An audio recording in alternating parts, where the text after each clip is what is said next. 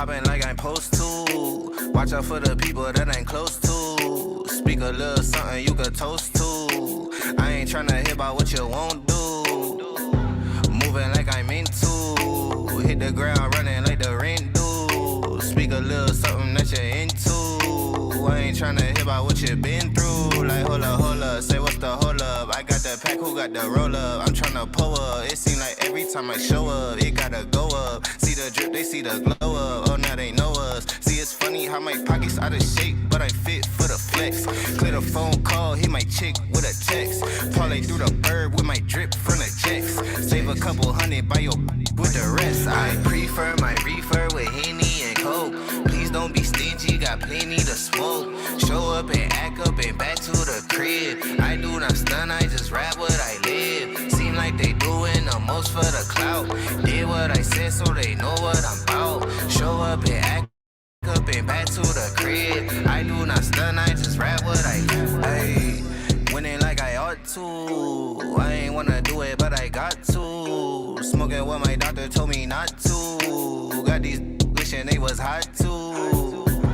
Ballin' like I need to. Got my exes wishing for a redo. Smell the marijuana when I speed through. Hit her with a tip, that's a preview. Hold up, wait up, get your weight up. Shit, get your money, not your hate up. Boy, draw a play up. I flip my wrist, it a layup. She wanna lay up. I gotta get it, I'ma stay up. I'm all the way up. I got my pay up. I ain't playing with you. I'm a coach now. Commentating, do the most now. I be somewhere booted with my toes down. Make little baby tooted with her nose down. I prefer my reefer with Henny and Coke. Please don't be stingy, got plenty to smoke. Show up and act up and back to the crib. I do not stun, I just rap what I live. Seem like they doing the most for the clout. Did what I said so they know what I'm about. Show up and act up and back to the crib. I do not stun, I just rap what I live.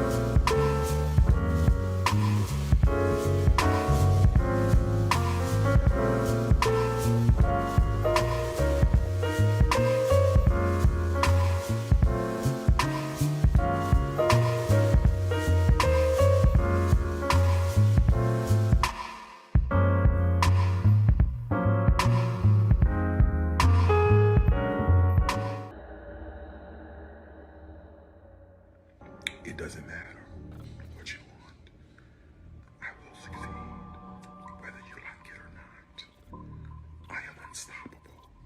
When will you learn that? When will you learn that? When will you learn I am unstoppable? When will you learn that? When will you learn I am unstoppable? When will you learn that? When will you learn I am unstoppable? When will you learn I am unstoppable? When will you learn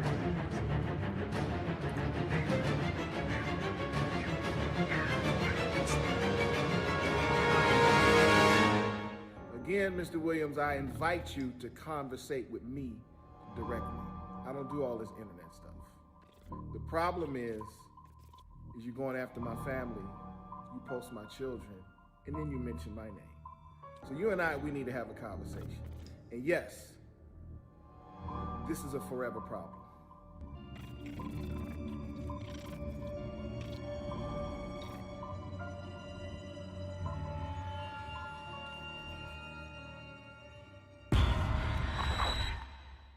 I declare by the time I turn 30 years old, I will have at least $1 million. You hungry? Let's make a snack. Ayy, poppin' like I'm supposed to. Watch out for the people that ain't close to. Speak a little something you could toast to. I ain't tryna hear about what you won't do. Moving like I'm meant to. Hit the ground running like the rain do. Speak a little something that you're into. I ain't tryna hear about what you been through. Is so much scamming being mentioned around you. You know, what's interesting?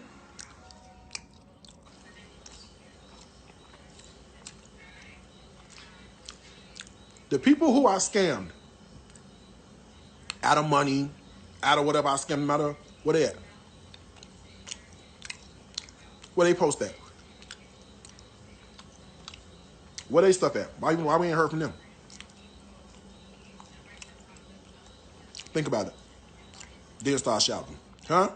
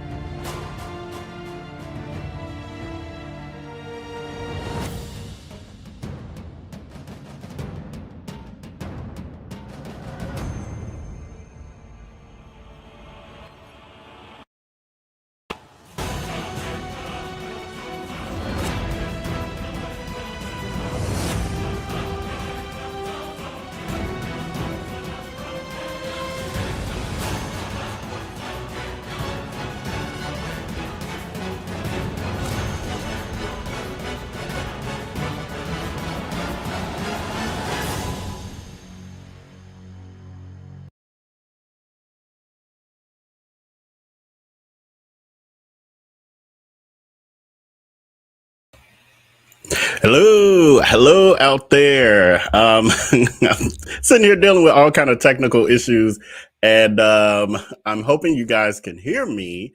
So let me know that you can hear me by putting type exposed in the chat if you can hear me. Exposed, because we are exposing one of the multiple and many internet predators out there, and one that we know as Darius Cooks. Thank you so much, Rashida Johnson, the first exposed that I see on there. Welcome to everyone on Facebook, YouTube, Twitter, Twitch. Thank you for joining us again tonight as we expose another internet predator. And make sure to hit that like button, share this video. And if you are not already a part of our VIP text community, the number is scrolling across the screen below. That is a great place for you to be able to stay in touch with this community on days when I'm not posting videos, because although I've been absent from YouTube for a few days, those who are part of our community, especially the VIP Facebook community, our private group, they know exactly what I've been up to pretty much every day. So that's a great place to join. You can join the text community for updates on this channel, for notifications of when I post new videos and major updates on of what's happening around here. And then if you want to be a part of the updates, but as well as the daily shenanigans, you can join our Facebook VIP community, which I actually put in the chat as well. So if our moderators can copy and paste that and post that throughout. And you're very welcome, Tina Jones, for your birthday wishes. And those, it was, I forgot which day this weekend. I think I forgot to wish our VIPs who had that birthday a happy birthday. So happy belated birthday to those of you who I skipped a day and didn't realize it till the next day. No, I realized that it was after 11 p.m., which would be midnight some places. And so I didn't want to send that text message. I thought it'd be a little disrespectful. So happy belated birthday to you, to all of you. I'm only one man. I apologize, but I'm only one man. It's hard, y'all, keeping up with all of this. But anyway, yeah, join our VIP Facebook community. We're growing over there. Also, I am making an announcement, and it's impromptu because I decided as of today to finally give a date for when we are officially going live with our Patreon community, which I'm extremely excited about because I've been putting it together for well over close to 2 years now. And I feel like the time is right for sure. But also, I feel like I have everything together, like the ideas and how it's all going to flow.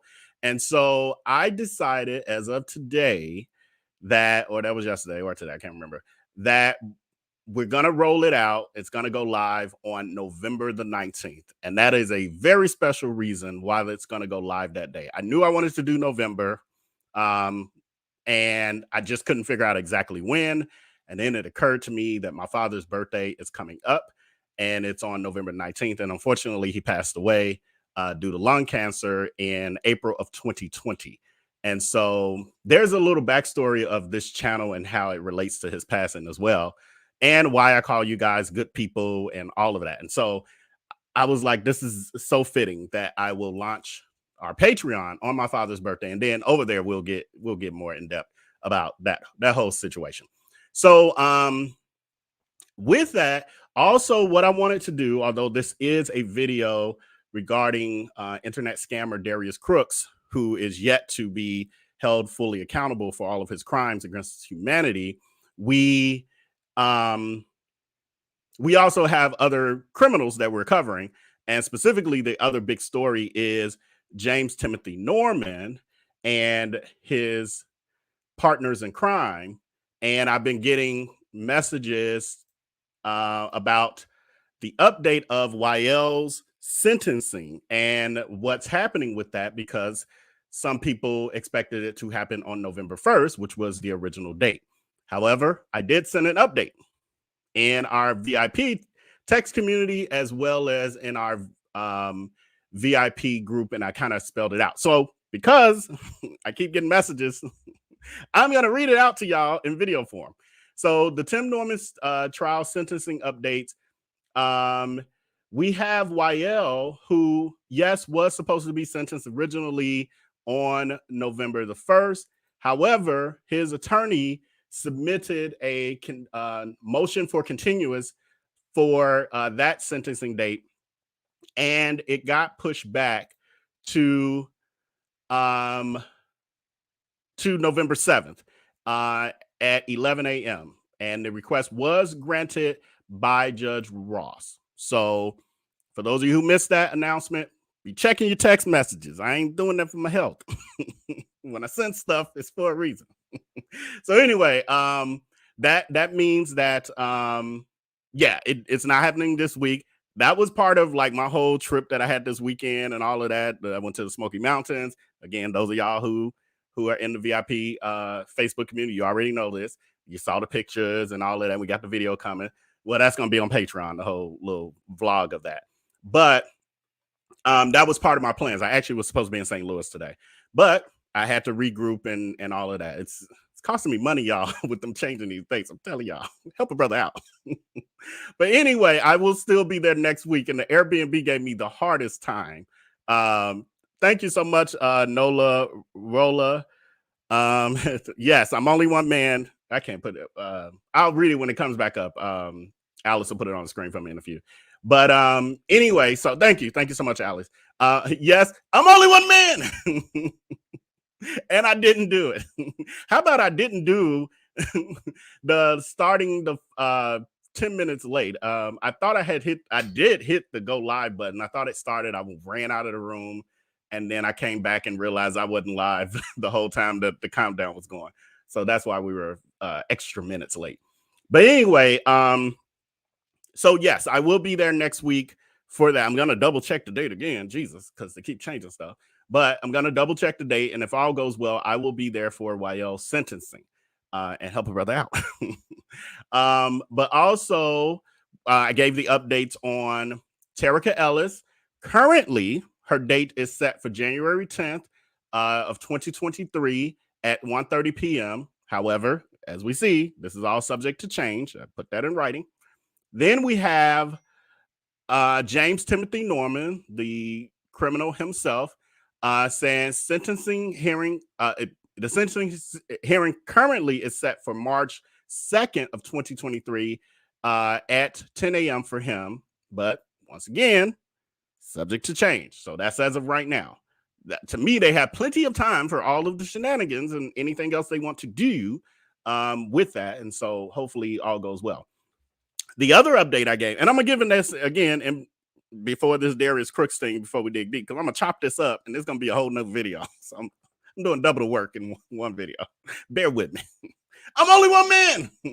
I was like, I'm not going to do two separate videos. I'll do one video and cut this off and turn this into its own video for those who missed this live. But anyway, we got an update on Travell Anthony Hill as well. He, after the sentencing, and I'm laughing because of the shenanigans or chuckling, but he has filed for a notice of appeal and of his sentence of the 32 concurrent years. So he had 32-year sentences, one for each count. They're running concurrently, but he ain't like that. And so they are filing for an appeal against his sentence. And what I did say in my message that I sent to the VIPs is that the Judge Ross did inform him of his right to do that during the sentencing. So I honestly wasn't surprised at all, because he's gonna keep trying to fight to get, the lowest sentence that he can. However, I don't think that's gonna happen.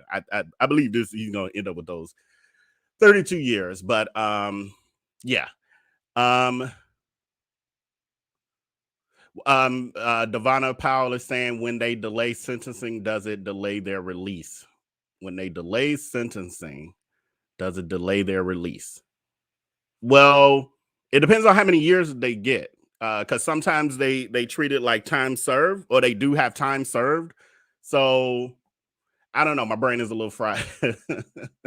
I had a nap that was hard to let go of this afternoon, because I think it all finally hit me, all this driving around. If y'all really knew what I did this weekend as far as road tripping. Yeah, so I think I answered your question, but I may not have.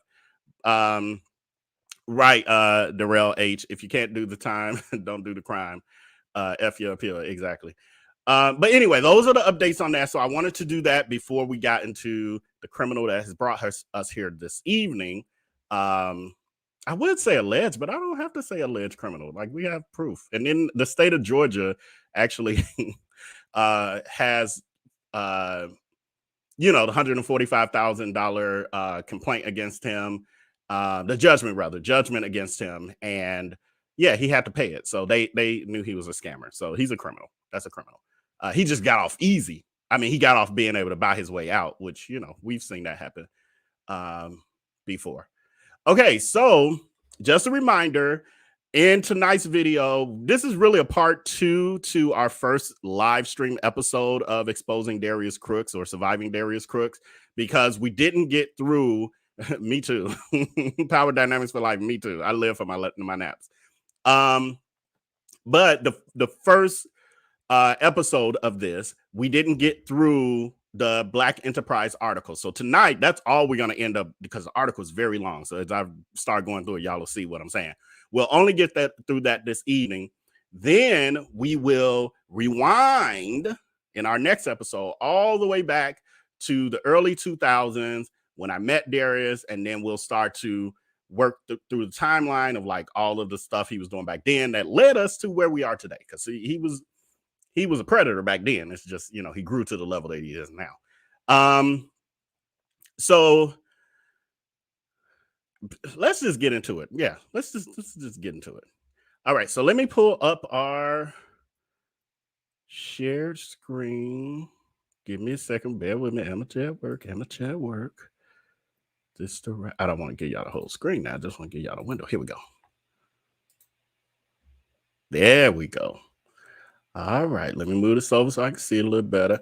I don't know where my glasses are. I only got my sunglasses right here, so that's the problem. I think they're in my car. Oh, bear with me, people. All right, so I'm gonna try to do this without my glasses, and because I don't want to put the sunglasses on. That's gonna look crazy. If I have to, I am, because they're prescription. So anyway, we have here. So just to catch y'all up, because some of y'all I sometimes forget, like everybody's not watching everything. Everyone has, people have a life. They ain't got time to be watching everything I do. So this was the first big article written on Darius by a major publication. So before this, you had Southern Grit and then the Griot. So you had the reporter of Southern Grit, Deb Freeman, and then you had the Griot, who followed up with a story. I didn't pull that person, but they basically regurgitated what the article that Deborah Freeman had put out regarding Darius Cooks and all the allegations against him. Then Black Enterprise picked it up, and they had a reporter pick up the story. That reporter then pretty much regurgitated, for the most part, what Southern Grit and the Griot had said about the whole allegations and what little information they had. Well, then Darius and his friend Lakeithia, and I didn't pull that up. I didn't. I knew I was forgetting something. Yep, I didn't pull it up. So his friend Darius and his friend Lakeithia, or follower, his follower took it upon herself to stick her neck out and go to the higher ups at Black Enterprise, who she knew through her professional work, and told them, this is not true. You guys need to take the story down or get Darius's side, because this is not the person I know. I sit on his lives, one eye open, going to bed with him at night, basically. And he's very intimate with us, and he's the most transparent social media influencer I know. That's sad if that's the truth. But anyway, she was raised so much sand, she was able to get the higher ups at Black Enterprise to get their senior editor to come and do another story. And this editor, senior editor is named Kia Morgan Smith. And so Kia Morgan Smith then interviewed Darius about the allegations to get his side. Darius just denied everything. And we're about to get into that. You're going to see this yourself. This is getting good. Tonight going to be good, y'all. So Darius does what he's about to do. And then she also reached out to us, those of us who've been involved or affected by his predatory, ways of being. And so on top of that, they had receipts, and we're going to see that too. So that's how we got here. This is actually the second Black Enterprise article. This is the article that the scammer himself caused against himself, because this wasn't going to happen. This only happened because he doubled down on his lies, like he does. He always double down on his lies, but he tends to get away with it when he does it. This time, didn't. The interesting part too was, and I got so many clips and stuff that I haven't been able to pull them together concisely so I can show them real quick to y'all in these lives. But Darius was going, and some of y'all know because y'all been around following this stuff. So put it in the chat if y'all remember what I'm about to say. So prior to this happening, when Darius was on the Larry Reid live show and also on his IG live with the Lakeithia lady, he is saying that Black Enterprise is going to retract their statement. They have apologized. They apologized to him, is what he said, for being wrong. When this story, this one here we're about to read, when it came out, Darius said nothing, but I didn't even read it. That's what he was like. I didn't read it. I didn't look at it. So when his followers are waiting for it to come out so that they can throw it in our face. Like, you liars, you just been lying on Darius. He's so perfect. He's amazing. And we knew it. And you're lying. And and then when it came out, he was like, they asking him, oh my God, you see what they did to you? I don't know. I didn't read it. I don't know what it is. I don't know what y'all talking about. Huh? The same article you talked about for days on your live leading up to supposedly this recanting of the article, and then, or retracting of the article, and then on top of that, you went on Larry Reid live to lie. And now you like, I didn't even read it. It wasn't no big deal to me. This is just a little petty article. What? So he did that, and it worked. It worked for them, y'all. It worked. So they then adapted that. This cult, the D-Wives, the D-Hive, the aunties, all the other names we call them, the delusional. So they then, and they do this all the time. They adapt his phrasing. They adapt his way of thinking, or way of playing them and love bombing them. And so the next thing you know, you hear them saying, I didn't read it. That's garbage. They lying. Black Enterprise? Really? Black Enterprise? So anyway, that's how we got here. I got too far off the mark with it. Okay, so now that I've caught those of you who may not be familiar up to speed, at least on a very basic level, let's get into it. Okay, so Kim Morgan Smith came with them receipts, and she titles it Exclusive from Recipes to Receipts. Darius Cooks, William denies claims that he's a crook. Now, this whole thing is about him denying the claims, and then and then real life smacking his ass on the face. Okay, let me see if I can enlarge this a little bit. Is that gonna help? Yes, thank you, Jesus. I'm gonna be struggling for real, y'all. Okay, here we go, and that helps y'all too. I forgot that when I watched the replay of last week that y'all couldn't see it. Okay, in an exclusive interview with Black Enterprise culinary guru, she's been very generous with some of these words, y'all. But Darius Cooks Williams addresses the blistering allegations leveled at him that range from stealing money, illegal credit repair practices, bullying Black women, ripping off business partners, that would be me, and some other people, and reportedly scamming so many people that it garnered the hashtag Darius Cooks. All true. I ain't seen. Where's the lie? Okay, it says Williams, a popular former restaurateur, rose to fame as a Chicago-based food blogger. He appeared on the Food Network as a guest, and he's a prolific cookbook artist who started with a cupcake shop and parlayed it into several multi-million-dollar businesses and restaurants from Chicago to Atlanta. That's what he tells people. While Williams has flourished online, as evident by his 3+ million followers across Facebook, YouTube, and Instagram, coupled with his lively cooking demos and mail order Carolina pound cakes, that business has been closed by the state of Georgia, y'all, just so you know. It was run illegally in the first place, but yeah, they closed it down. Lately, he's been under fire with damning accusations of engaging in deceptive business practices, like running an illegal pound cake delivery company in Atlanta with no licenses, and running scams that have left people high and dry. Where's the lie? I haven't seen one yet.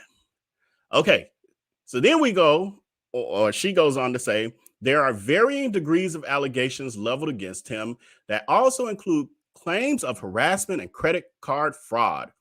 So part of that credit card fraud, y'all, and it'll get into because I don't want to just read. I want to share as we read. And so part of the credit card fraud that they're talking about, or that Kia's talking about, is not only the Fresh Go scam he had in Chicago, where he scammed well over 200 plus people out of, he illegally charged their cards under $100. Like, and I did a video on it. You have to look through the playlist because I can't remember the names of all these videos. But anyway, it'll be the one that has the Fresh Go on it. So if you haven't seen that, take a look at that. That'll give you a full breakdown, but we're going to come back at it through this live stream as well and share some other things. So that's part of the credit card fraud. However, there's also, and this I have to say allegedly, there's also allegations that there was credit card fraud happening with the restaurants as well. So with his Greens and Gravy restaurant in Atlanta, with Soul Crab Atlanta, and with Soul Crab Chicago. And what they're saying, people on the streets are saying, and there's people in comments who have given stories, it's been on the Yelps of those restaurants, all of that, is that the staff, for one, he was only at one point, the Greens and Gravy restaurant got robbed. And so he went to only taking credit cards. He wouldn't take cash anymore in their restaurants. And so what they were saying was that the staff, people would be seeing charges on their cards for their meals twice. So they get home, bank statement come or whatever, credit card statement. They like, how did I get this $63 charge twice from Greens and Gravy? This wasn't no isolated one time. There was multiple people saying that, a lot of people saying that. The other piece was, they were saying that when they were giving their credit cards, they wanted like their IDs. And, those of us who go out to eat, and I go out to eat a hell of a lot, nobody ever asked me for my driver's license when I'm paying for food, when I'm dining in, ever. And so they were saying they were asking people for their driver's license with that. But also, they were writing down people's credit card numbers, and you're not supposed to do that. You can't have that stuff on file. So it was some shady practices going on over there, and that people have alleged. Now, again, that's just what's on the street. Y'all can see it yourself. I'll pull it up once we get to the stories on the restaurant. Okay, and so we have here Jason Bryant. So here's receipt number 1 for this article. He says he definitely scammed me and is still trying to charge me for a failed business of his after taking proper procedures to cancel affiliation with Carolina Pound Cakes. Is still trying to charge me monthly. BBB, please shut this man down. And unfortunately, the BBB don't have no strength to be able to do that, because we've seen them attempt to at least do a public notice, which was huge for them to do that. But okay, so this, for clarity, again, we go in depth once we hit all these stories, because this is what a tangled web this predator has weaved.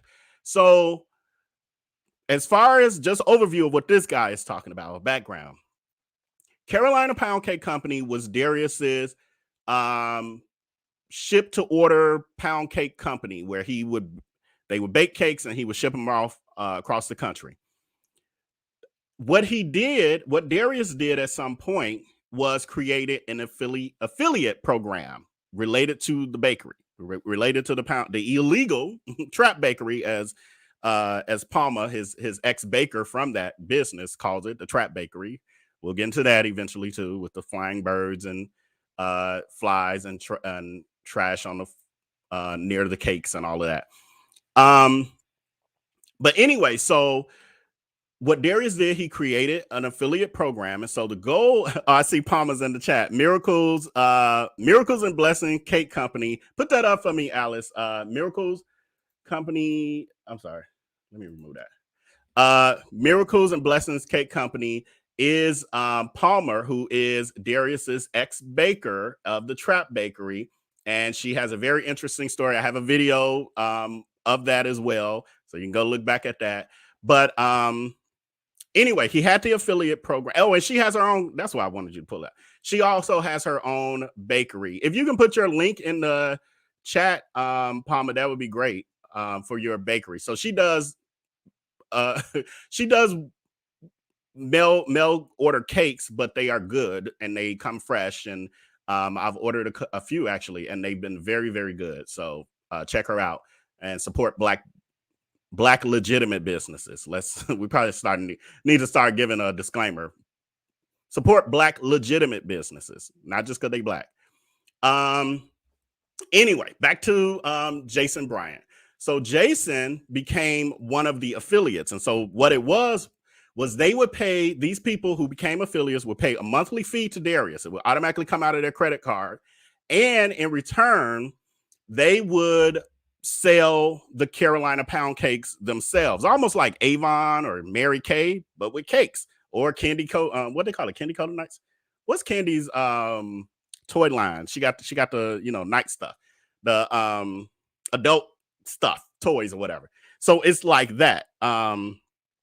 And so what you heard people saying, multiple people, not just Jason. So you got to keep in mind with this sort of thing, when you do have people coming out, everybody's not coming out. Everybody don't want that smoke. Everybody don't want the public attention, etc. And so you'll have a very small percentage or handful of people who actually come out. And I need to stop looking at y'all comments because y'all be cracking me up. But you have a very small percentage of people who actually will come out. So Jason was one of those people. What he's saying is, like many people was saying, was they never, so in return for them selling these cakes to their friends and family, they were supposed to get a percentage of the profits from that. So it was a way to make extra income. Well, what these people are saying is that they did their part, and then Darius never paid them at all, but yet continued to take the monthly fee, because there was just a monthly recurring fee just for being a part of the affiliate program, administrative fee or whatever. He was still taking that out, but never giving them their cut of what they were actually selling. And so Jason was one of the people who was like, I want to pull out of this, stop charging my card. He said he followed the proper procedures to cancel according to Darius's guidelines, and he still was charging him. He's not the only person that I've heard. I've had other people in my DMs telling me the story too. Some people share their stories with us individually, and they don't want to come out publicly. Like there's another story that kind of sitting on because related to Darius and Jerome, but I don't want to, I'm not going to share it unless I get permission to share it, because, I actually care about people once again, unlike him. Anyway, so Kia goes on in her article to write, last year, Williams businesses Soul Crab Chicago and Soul Crab Atlanta and Soul Crab Chicago, as well as Greens and Gravies in Atlanta, abruptly closed. Williams was also involved in an illegal credit repair business that the state of Georgia ordered him to pay $145,750 as settlement agreement. So let me see. Okay, so then Kia goes on to say, to that claim, Williams, so when she says Williams, she's talking about the crook, Darius Cooks. She says, Williams says simply, I paid $140 and it's over. Everything's cool, he told Black Enterprise. That's his go-to statement.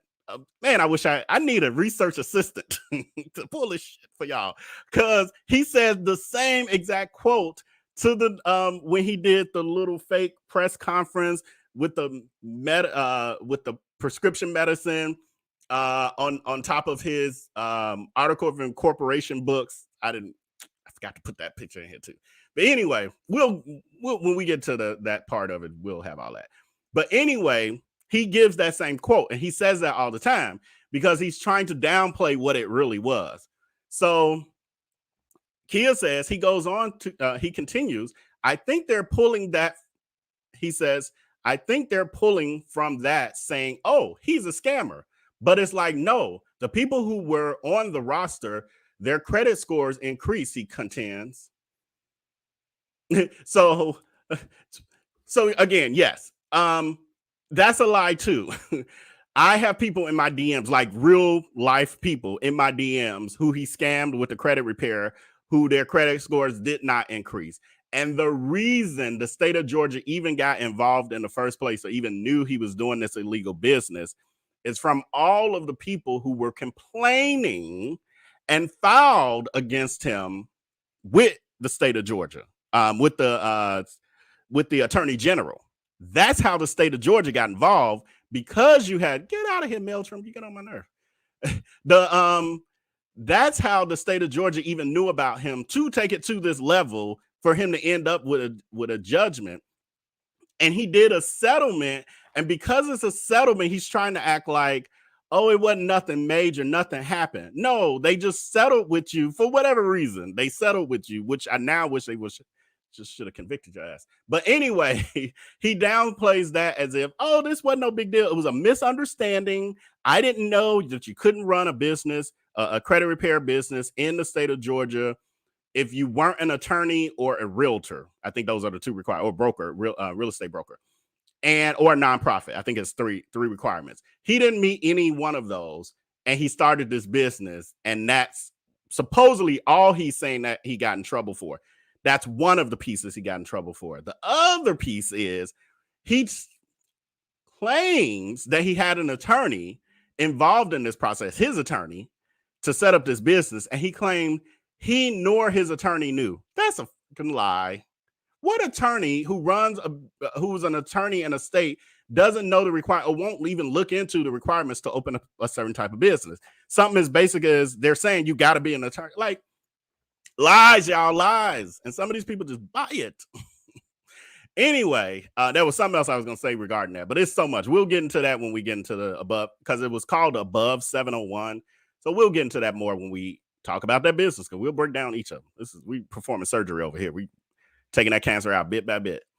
Okay, so it says, however, or Kia Morgan Smith goes on to say, however, things ignited online after Southern Grit magazine ran a damning story recently that outlined a number of claims from former employees. Anderson and the Kitchenista all allege that Williams is a charismatic con artist who's capitalized off them and shook up their lives and ruined lives of many others. That is true. He is a charismatic con artist. And I think that's what trips a lot of people up, the ones who follow him and can't let go, or think that everybody's just jealous of a black man trying to succeed. This is stupid as hell. But it's because he's charismatic. And I think some people are fooled into thinking that if a person is charismatic, they can't be evil. They can't be bad. And that's just not how it works. Bad sometimes comes in sheep's clothing. A wolf can be in sheep's clothing. And that's what you're looking at over there. But like they said here, Sonny Anderson and Kitchenista, said that he's capitalized off them and shook up their lives and ruined the lives of many others. And that's true. That's very true. And that's the reason why you have these hundreds of people who have come out against him at this point, because he's done so much damage over the past decade, that, or more than a decade now, that is just starting to pile up. We'll talk about what was I gonna say? Alice, can you Ariel Brown's comment, can you start that for me so I don't forget to talk about that once we're done with this? So then Anderson, so Kia goes on to say, Anderson said angry people who had their credit cards overcharged confronted her, thinking she was entangled with Freshco delivery business with Williams, which he denies he ever owned. The Kitchenista said that Williams has resorted to bullying and said he used her trademark name for profit, which he confirms he did out of spite. Okay, so this is a two-parter. And this goes, the article goes a little deeper, but as I'm remembering stuff, I'm just saying it. So what I just mentioned to y'all about the Fresh Go company that was in Chicago, again, I did a video on it, so you can search our Surviving Darius Cooks or Darius Cooks Exposed playlist. It's in there. And I did it not too long ago. So the Fresh Go scam was his first major scam in Chicago, where he charged well over 200 and something odd people's credit cards illegally with a fake company that did not exist. again, we got a video that talks about that, and we'll talk about this when we get to that part of the business. So anyway, he denies ever owning this company or knowing anything about it. In my video that I did, I show you the receipts, minty, yeah, and I'm saying what I want to say, minty receipts on him owning it very clearly. Now he won't address that. He acted a fool. I think he tried to blame me for something after that. But anyway, every time the truth comes out, he tries to make it about the person telling the truth, like, shenanigans, circus. Remember that. It's a circus over there. Anyway, also a growing consensus of people online allege that they have been retaliated against by Williams for speaking out about his deceptive practices. Even in this article, several people spoke on condition of autonomy for fear that they will reveal, for fear that if they reveal their name, they would risk being doxxed or harassed by Williams and his faithful followers. I love that this is in here because this is what they do. And this is what was supposed to keep me quiet and everybody else. And so and that's what you'll hear, like, where are the victims? Actually, the little clip that I have in our intro for this series now, where he says, tell me, if I've been scamming people, where are the people I've scammed out of this, out of this, out of that? And then I just start popping up comments. And honestly, there's like way, way, way more. Those are the ones I could like grab right in that moment to when I was editing that video. But what he's successfully been able to do for, this decade plus is scare people, the everyday people, out of saying something because they're afraid, and it happens. It's not like a fear out of the blue. They're looking at him do it to other people, or his followers do it to other people, where they harass them and to the point that they, these people shut down their pages. There are stories of people just getting off the internet altogether. What doesn't work for him is that, how it worked for him before was that the people who were speaking out were the random customers he scammed and his ex-followers and stuff that he would wrong. They were everyday people. They weren't influencers. He has started to harm so many people that some of the people he harmed in the beginning or years ago have now become influencers, and influencers with decent sized platforms, if not large platforms. And now they're able to talk and share their stories. And his followers, who really equal the same, because he doesn't have the 1 million plus that people think he has. That's smoke and mirrors. His reach ain't that much more than somebody like me with 50,000 people, followers across platforms. It ain't that much bigger. And so they don't have the power to shut us down the way that they can shut the everyday person down. So all he can do is then lie about us and hope something sticks. So, yeah. And so that was the other piece. So you see here that Kia was able to speak to some people who've had experiences with him, with Darius Cooks, but they only spoke to her on condition of autonomy, meaning they're saying, I'll share what I know of this story with you, but you can't say my name. You can't say who I am because I don't want no smoke. I don't want no problems with people, doxing and all the other craziness that they do over there. So anyway, Kia goes on to say, in fact, the editor-in-chief of Southern Grits magazine, Joshua Fitzwater, went live this past Saturday to address the percolating bloodlust for Williams' online community, who have reportedly issued threats against veteran reporter Deb Freeman after she broke the initial story about Williams that picked up traction by other news outlets online, including Black Enterprise. So remember, I just told y'all that. We talked about that last week as well. So yes, she was getting threats against her life and everything else for doing that story. And then her editor-in-chief, came out and said something. Actually, I have it here. So just for the sake of me giving my voice a rest and the fact that some of you did not see this last week, let's do this. And where is it? Here we go. About Deb Freeman. Recently, there's been some things posted about Deb Freeman's article in regards to the Darius Williams, aka Darius Cooks situation that's going on online. So let me just start by saying that everything in our article is substantiated. It is meticulously researched. Everything that she wrote, there was no opinion. And so and that's the way it's supposed to be when you do journalism. That's the way real journalism is done, as much as real journalism doesn't exist anymore in the world. You're supposed to be objective. You're supposed to back up, anything that would be put forth. But she didn't put forth anything. On here because the last. Oh wow! I just noticed. I forgot last week. I edited them all together, so they're all in one. Whereas I thought that was only the clip for him. I'm gonna replay this and give myself a quick. So it's almost like a little commercial break. I'm gonna replay the clip I played last week of Lakeithia and Darius on his live, which caused this article to come out. So this is what I talked about in the very beginning of this. So twofold. For one, for y'all, me give myself a little break. But the other piece is so that you all can, those who didn't see it last week, you'll have some context. So if you don't remember. So let me pull this up and then I'll be right back. Last time I came on, and it gets louder. And I had just shampooed my hair. You remember that? The last time I did live, I came on like this. I had just shampooed my hair. And I made a cool little $60,000 from that live. So okay. I love how the first thing I'm here for that. I'm here for the money.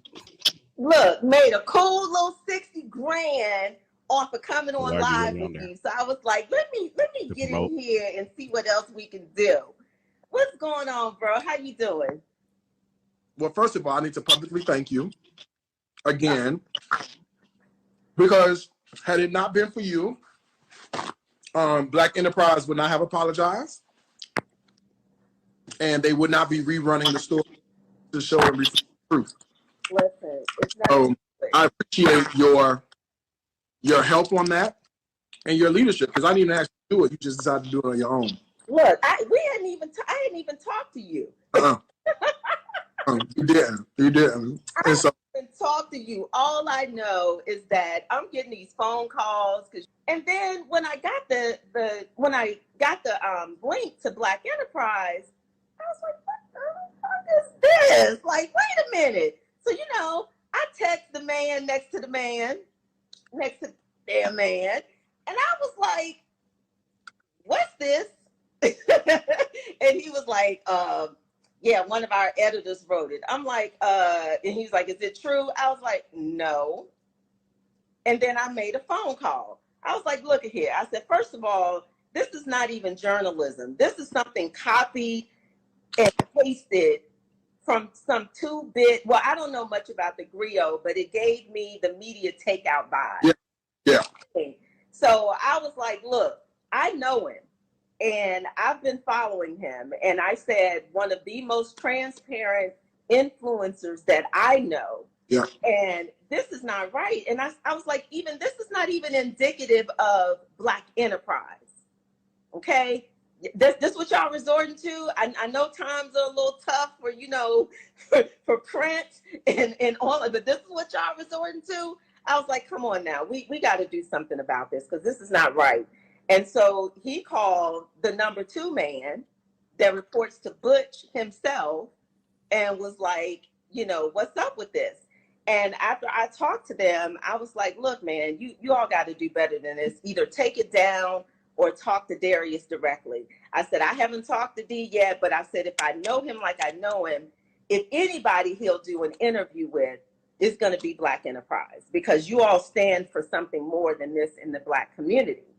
And look, expeditiously, in my TI voice, expeditiously, they handled that thing. You know what I mean? Because they know, like, And I was like, we're not gonna get no 2-bit editor. We don't want no junior person. Give us somebody that writes for a living. The senior. Come on now. That's right. Senior editor. And she called me. Editor called me. Mm-hmm. Come on.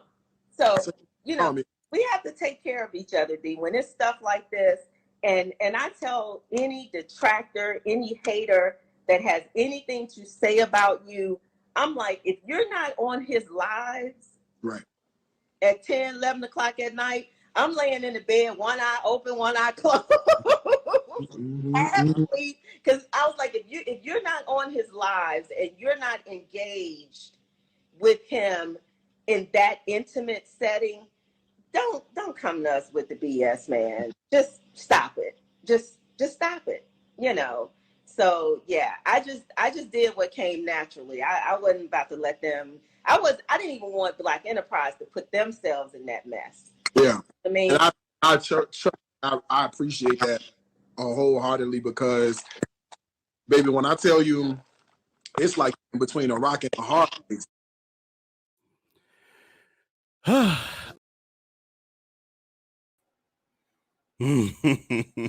feel the same way as I did before. Okay.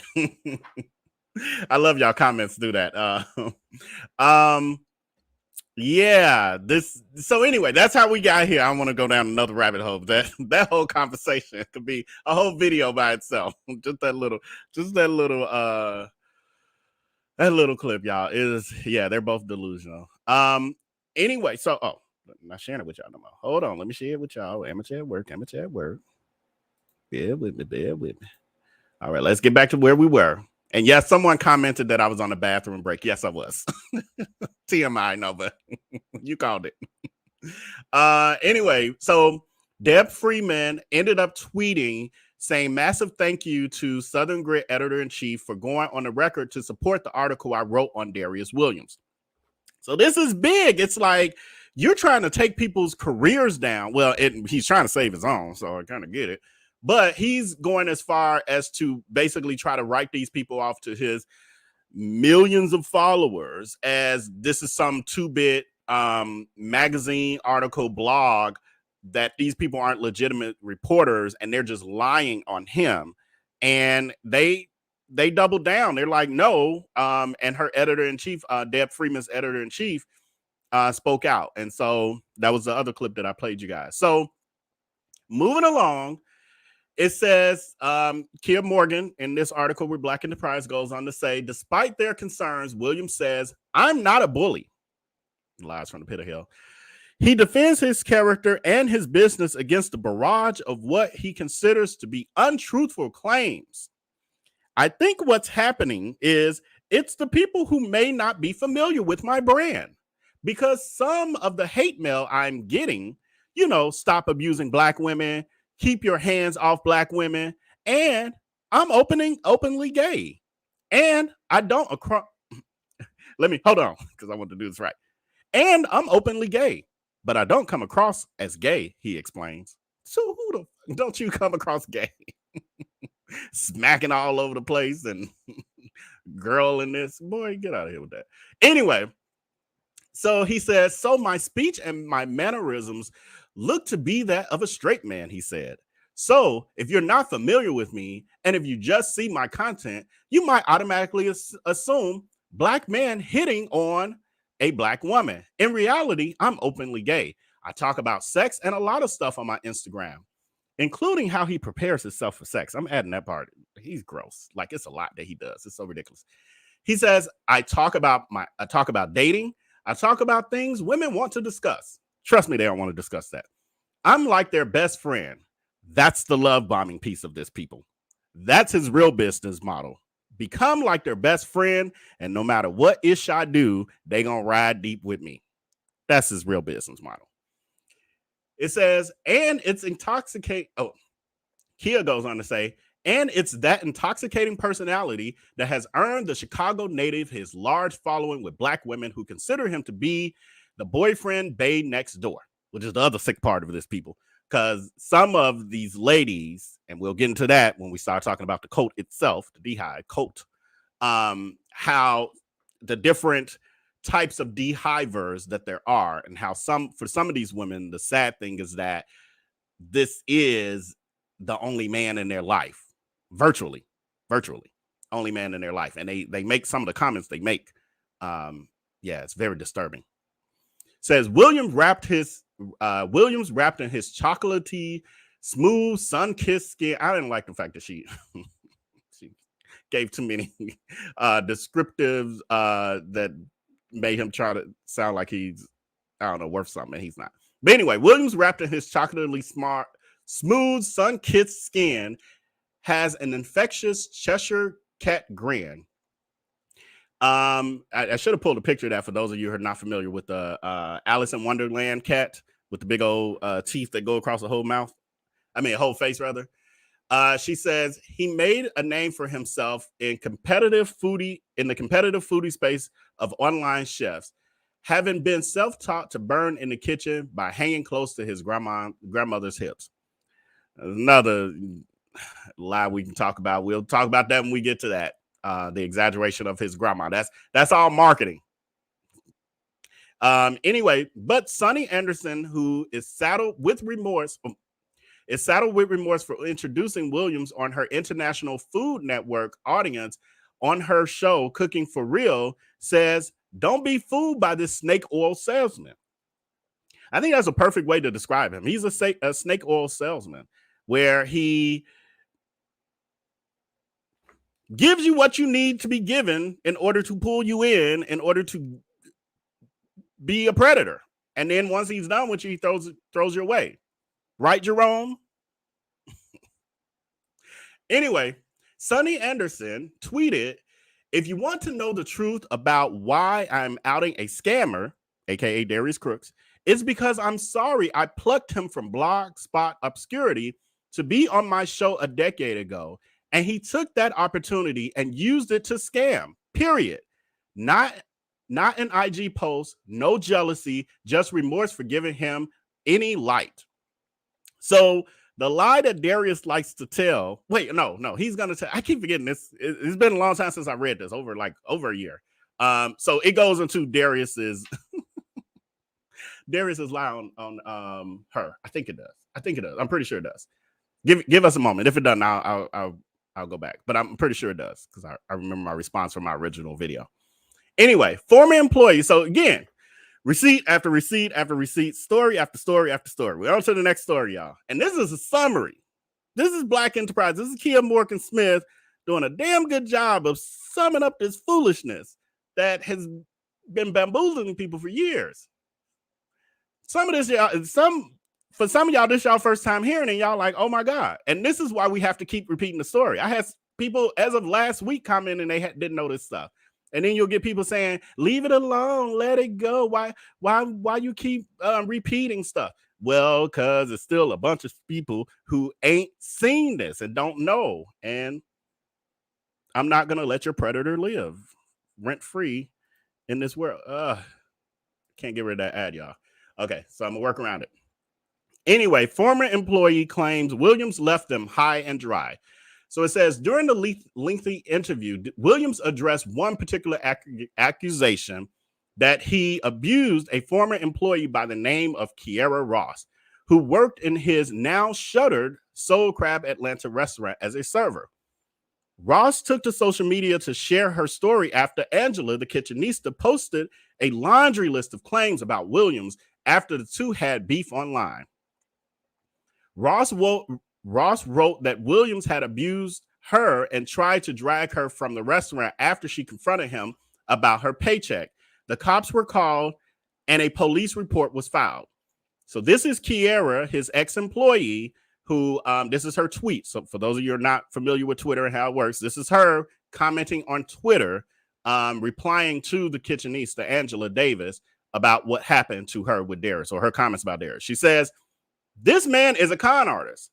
I was a server at his seafood restaurant in Atlanta, and he got arrested for putting his hands on me after I had a fit after he didn't pay me, after working for him for almost a month. I still never got paid."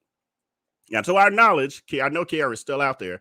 I know last I knew, he definitely still hadn't paid her, and that was 2 years later already. So the story with this, just a little revisiting overview. Kiera worked for Soul Crab Atlanta. She had worked, as she said, almost a month, hadn't received her pay. Darius claims, and he even did this talked about this in the Larry Reed live interview that he did with him.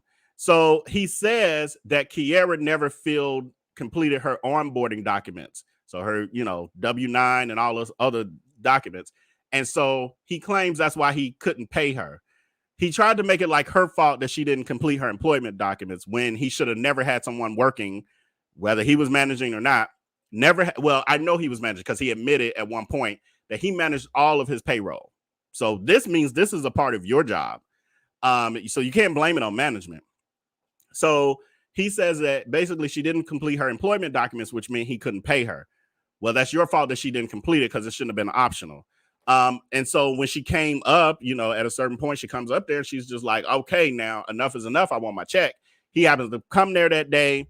She curses at him, says, give me my MF and check. So this is what he said. But she even said, she said she had a fit. So most likely she did do that. He then puts his hands on her. Now he claims that he put his hands, I'm trying to get on camera, put his hands on her shoulders and pushed her, like tried to push her towards the door. What I do know, what Kiera was saying was that some women, some patrons, customers got involved to break it up and get him to take his hands off of her. There is a picture of the police walking, or Darius walking with the police away from the restaurant, like far away, supposedly to the police station, but Darius was not handcuffed. Kiera says that she filed a police report, but no one has been able to get their hands on it. So it's either that it disappeared, like it got written, but it didn't get submitted or something.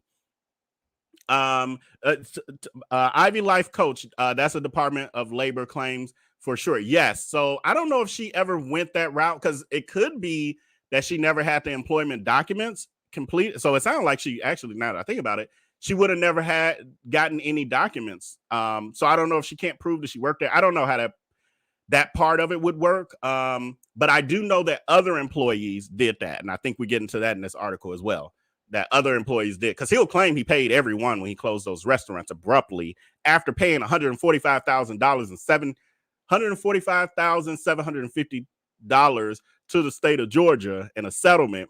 He claims he also then paid all his employees at 3 different restaurants. If you believe that, I got land. I got 1 million acres in California. I want to sell you for just $1,000. So okay. So that was Kiera's. So we're not going to read the comments, but anyway, that's supposed. And this here is on, it's still on the Black Enterprise website. You can read this article for yourself, because my read is choppy and I'm all over the place anyway. But if you want to see this for yourself and read some of the things I'm skipping over, feel free. So I'm gonna skip over that. So that's the bulk of that. So then it's quoted as saying, Williams said that he was the one who called the police. Again, he'll always flip the narrative. Like he said it, and I got some clips I'm gonna be working on with some other stuff where he says, I always create the narrative. I always create the narrative. I'm like, so you're telling people you always lie. You always make the story to be what you want to. And his people follow. The beehives, they follow in line. It's an abusive relationship when you really, like, a mentally manipulative and abusive relationship. It's sad. Anyway, once the officer arrived, Williams said the confrontation escalated, and he alleged that even after Ross was warned by the police officers not to go back inside the restaurant, she did. And they put her in handcuffs and put her in the car and took her away. We ain't heard nothing about that from Kiera's side at all. So again, he creates the narrative. So anyway, so I'm gonna move on to the next. Yeah, we're gonna move on to the next.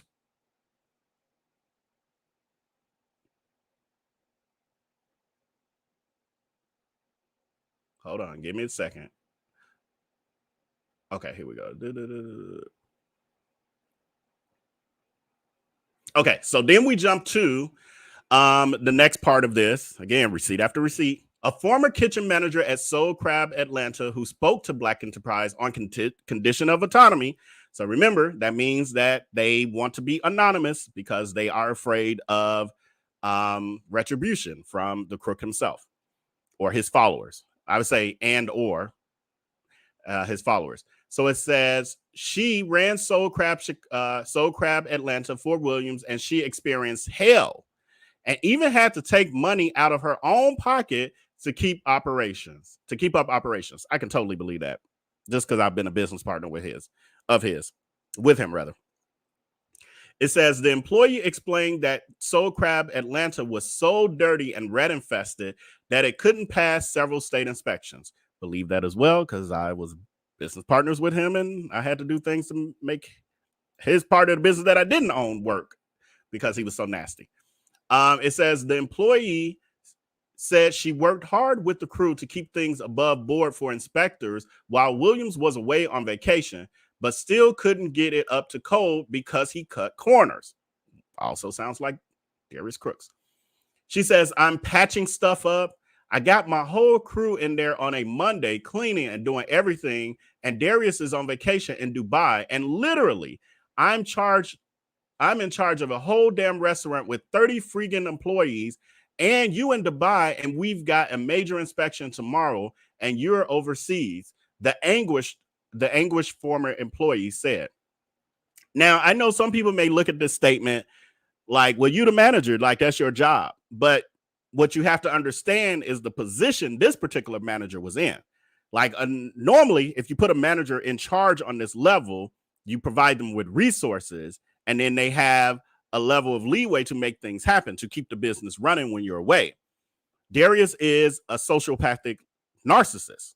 So he doesn't operate like that. He's going to want to control everything. So remember, his managers don't do payroll. His managers, I'm sure, didn't do a whole lot of stuff. Probably didn't do the drops and all these other things too. And so what then happens is they're constricted. They have the title of a manager, and they're supposed to deal with all the drama and all the upset customers and stuff, but they can't really run the business because he has everything constricted where they don't have access to stuff. So that would be why I need you here, because this wall got a hole in it and this is going to make us fail. And you don't give me access to be able to hire anyone, a contractor, or even go to Home Depot and spend $100 on material. I don't have nothing.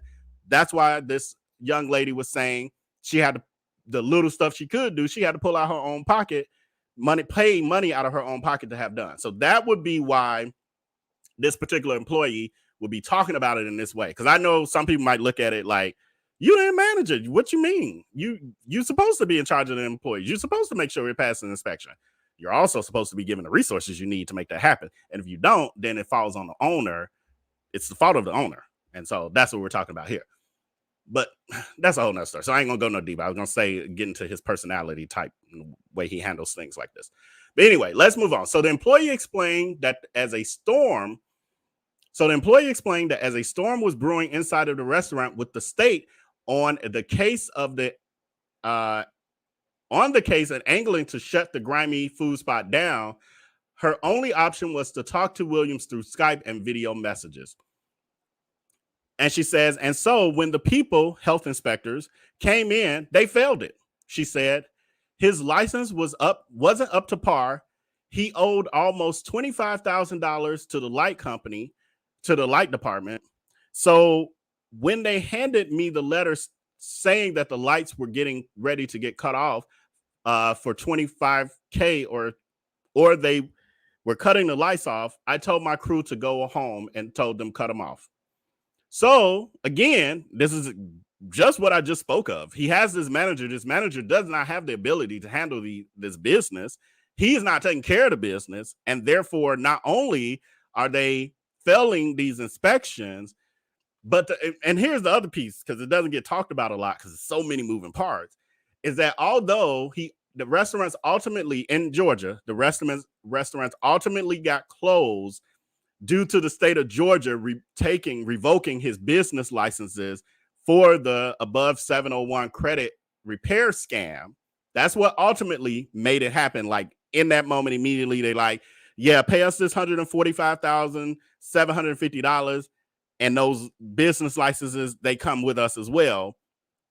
In addition, so that's what made that happen. However, had that not happened, these restaurants would have got closed anyway, because it was failing the health inspection and things weren't up to par. So Yeah.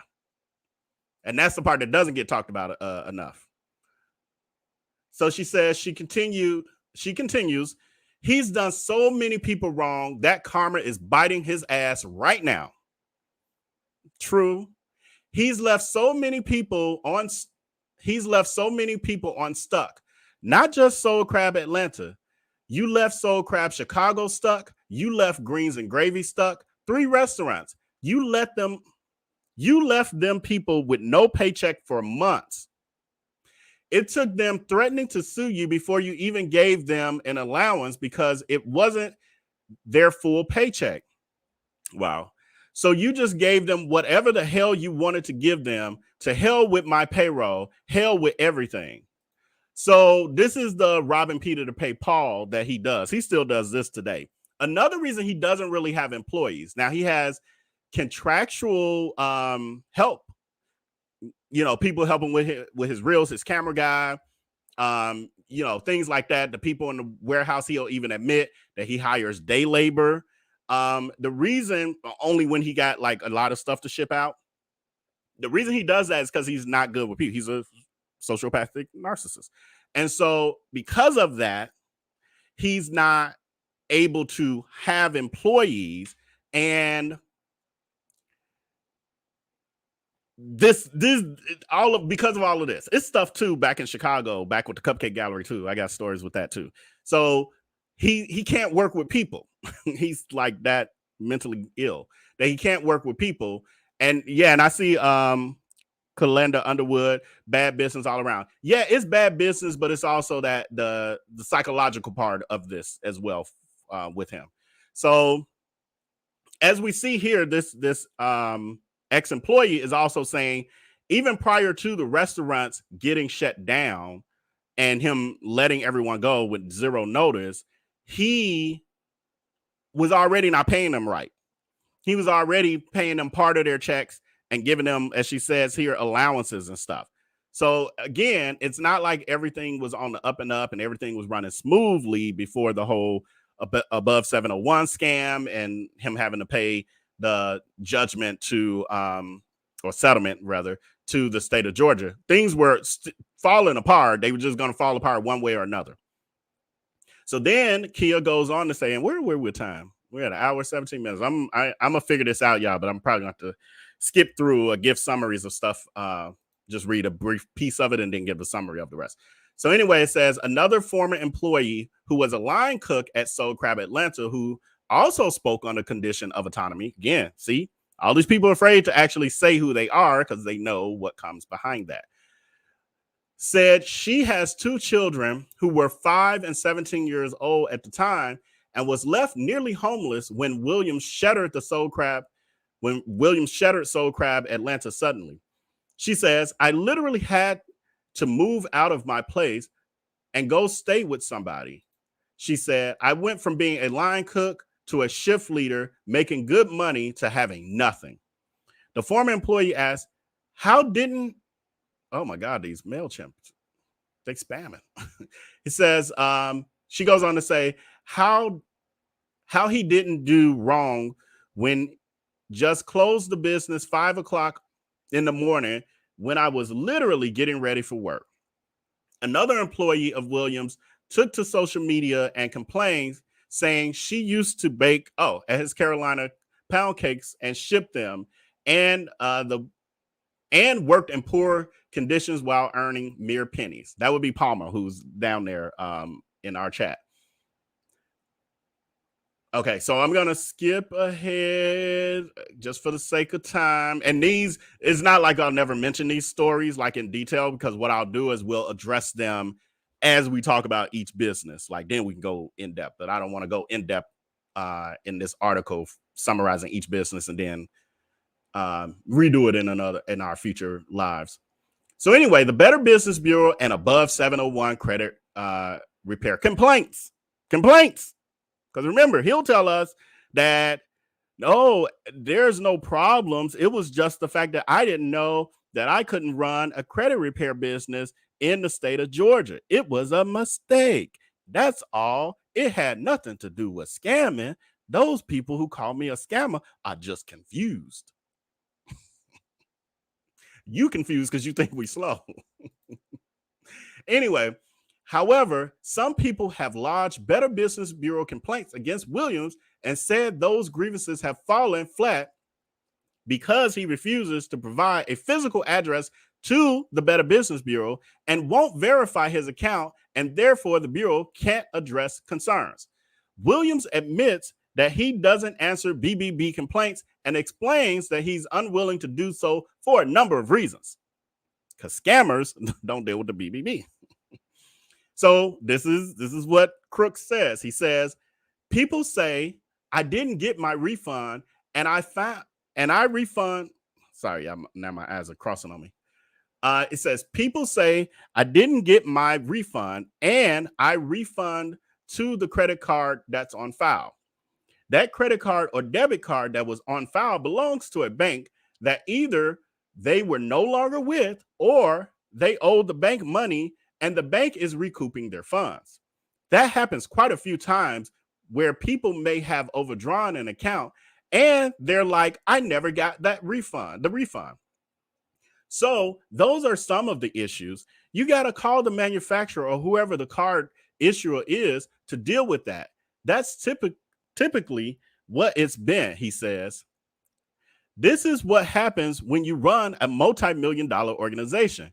You just get all the ish that just comes, man. So he's explaining to us how it works when someone is overdraft and when deposits are made, how they don't get that money. That ain't gonna cause you this level of outcry of you being a scammer. Not at all.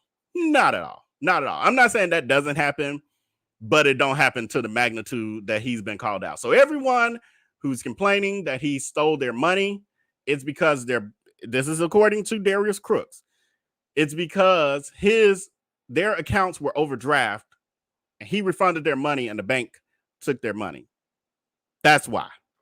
It ain't got nothing to do with him. And on top of this, what you'll notice, he has a pattern with everything he does. Everything he does when he makes up his excuses and lies, he'll make up the lie, creating the narrative. Because remember, he tells us this. I'll have a clip for you soon when I can find it again. But he says, I always create the narrative. He creates his narrative, and then he wraps it into bragging about how, oh, good, I can highlight for y'all. He runs a multi-million-dollar organization, or he's going to say something similar. It's always, he goes back to bragging of how successful he is. Always. You're going to always see this. Pay attention, y'all. I'm giving y'all some secrets. So he says, so the article goes on to say, when asked why would people would make widespread allegations of fraud if there is none, Williams responded, what I would like to know is the first and last name of the people making, get out of here, MailChimp. What are you doing? It wouldn't go away. I was clicking on it. So let me reread. What I would like to know is the first and last name of the people making these claims. When I go, so this is again about, start that for me too, Alice. So what this is about is, hold on, y'all, I lost my place. I'm reading stuff on the screen and everything. So this is the doxing piece, and this is the way to scare people. He wants first and last name in public. Now, ain't no private way to reach out to him, well, that he'll pay attention to. Like, you can email him, but he's going to ignore your emails. He wants people to come on a public platform like his IG Lives or in his comment section of Facebook, put their first and last name, and then tell him what the issue is.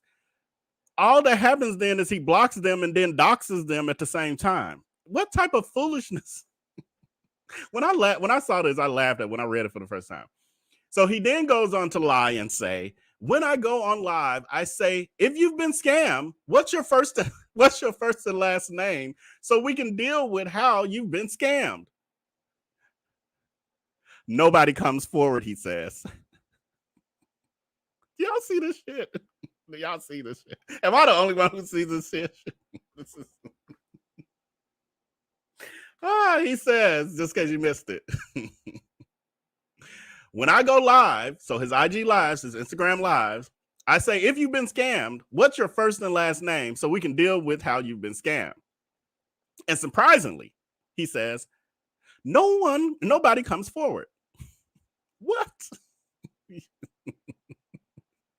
Yes, power dynamic for life. I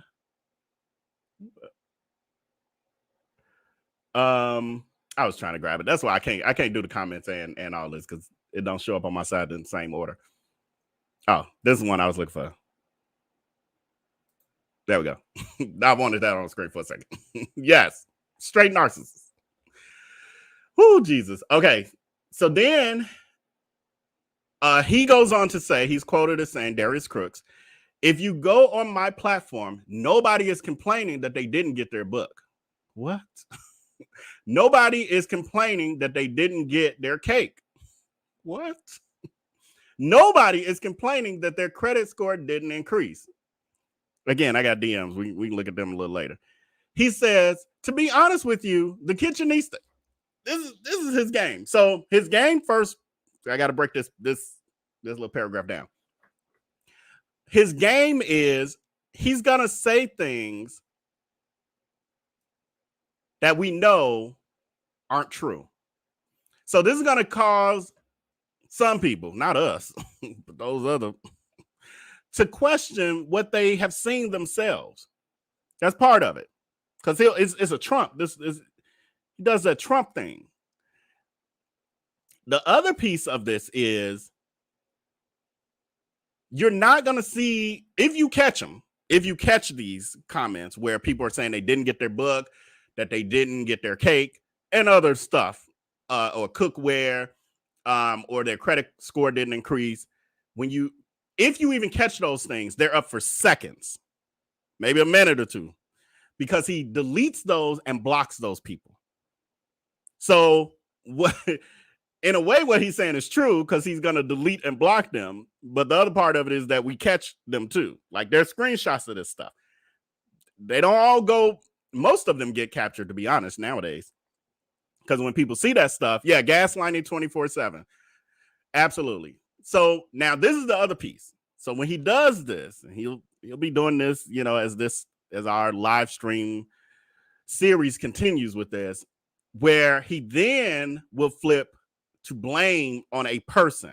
Like, see what's really happening here, and he's doing this here, where he's now going to point this at the kitchenista and Sonny Anderson. So back then, when this article was done in 2021, summer of 2021, he's saying all of this confusion, this whole article, all this that we got going on is because of these two women. These two women have caused this. It ain't me. It's confusion that these two women have caused. So now he goes on to say, to be honest with you, this MailChimp now, come on now. To be honest with you, the kitchenista and Sonny Anderson are looking at public records. They are looking at the consent judgment for above 701, misinterpreting it, because these intelligent women are not intelligent, so they're misinterpreting, that it is saying that he scammed people.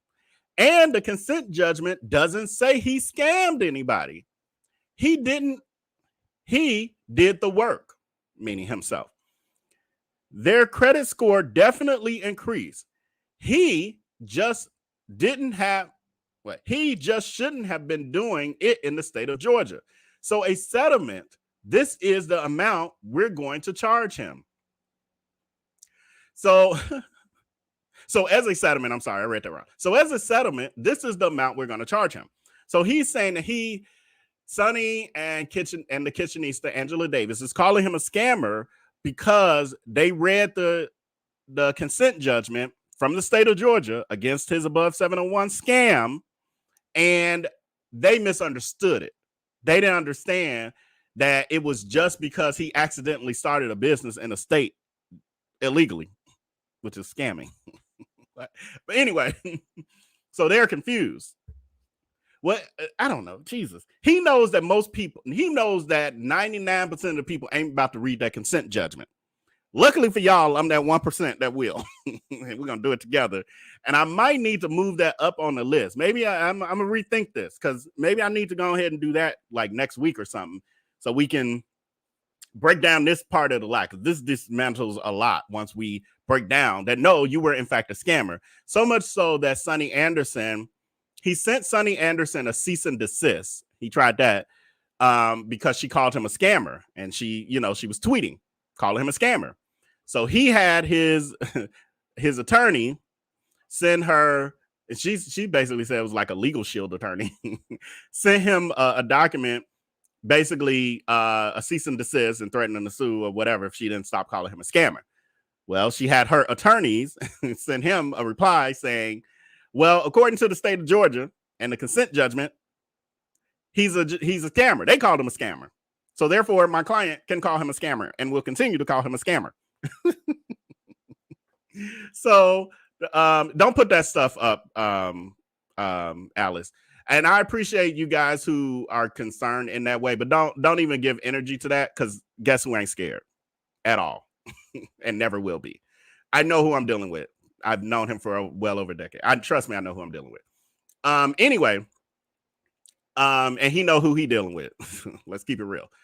So anyway, that's his that's the approach that he was taking. And so the kitchenista,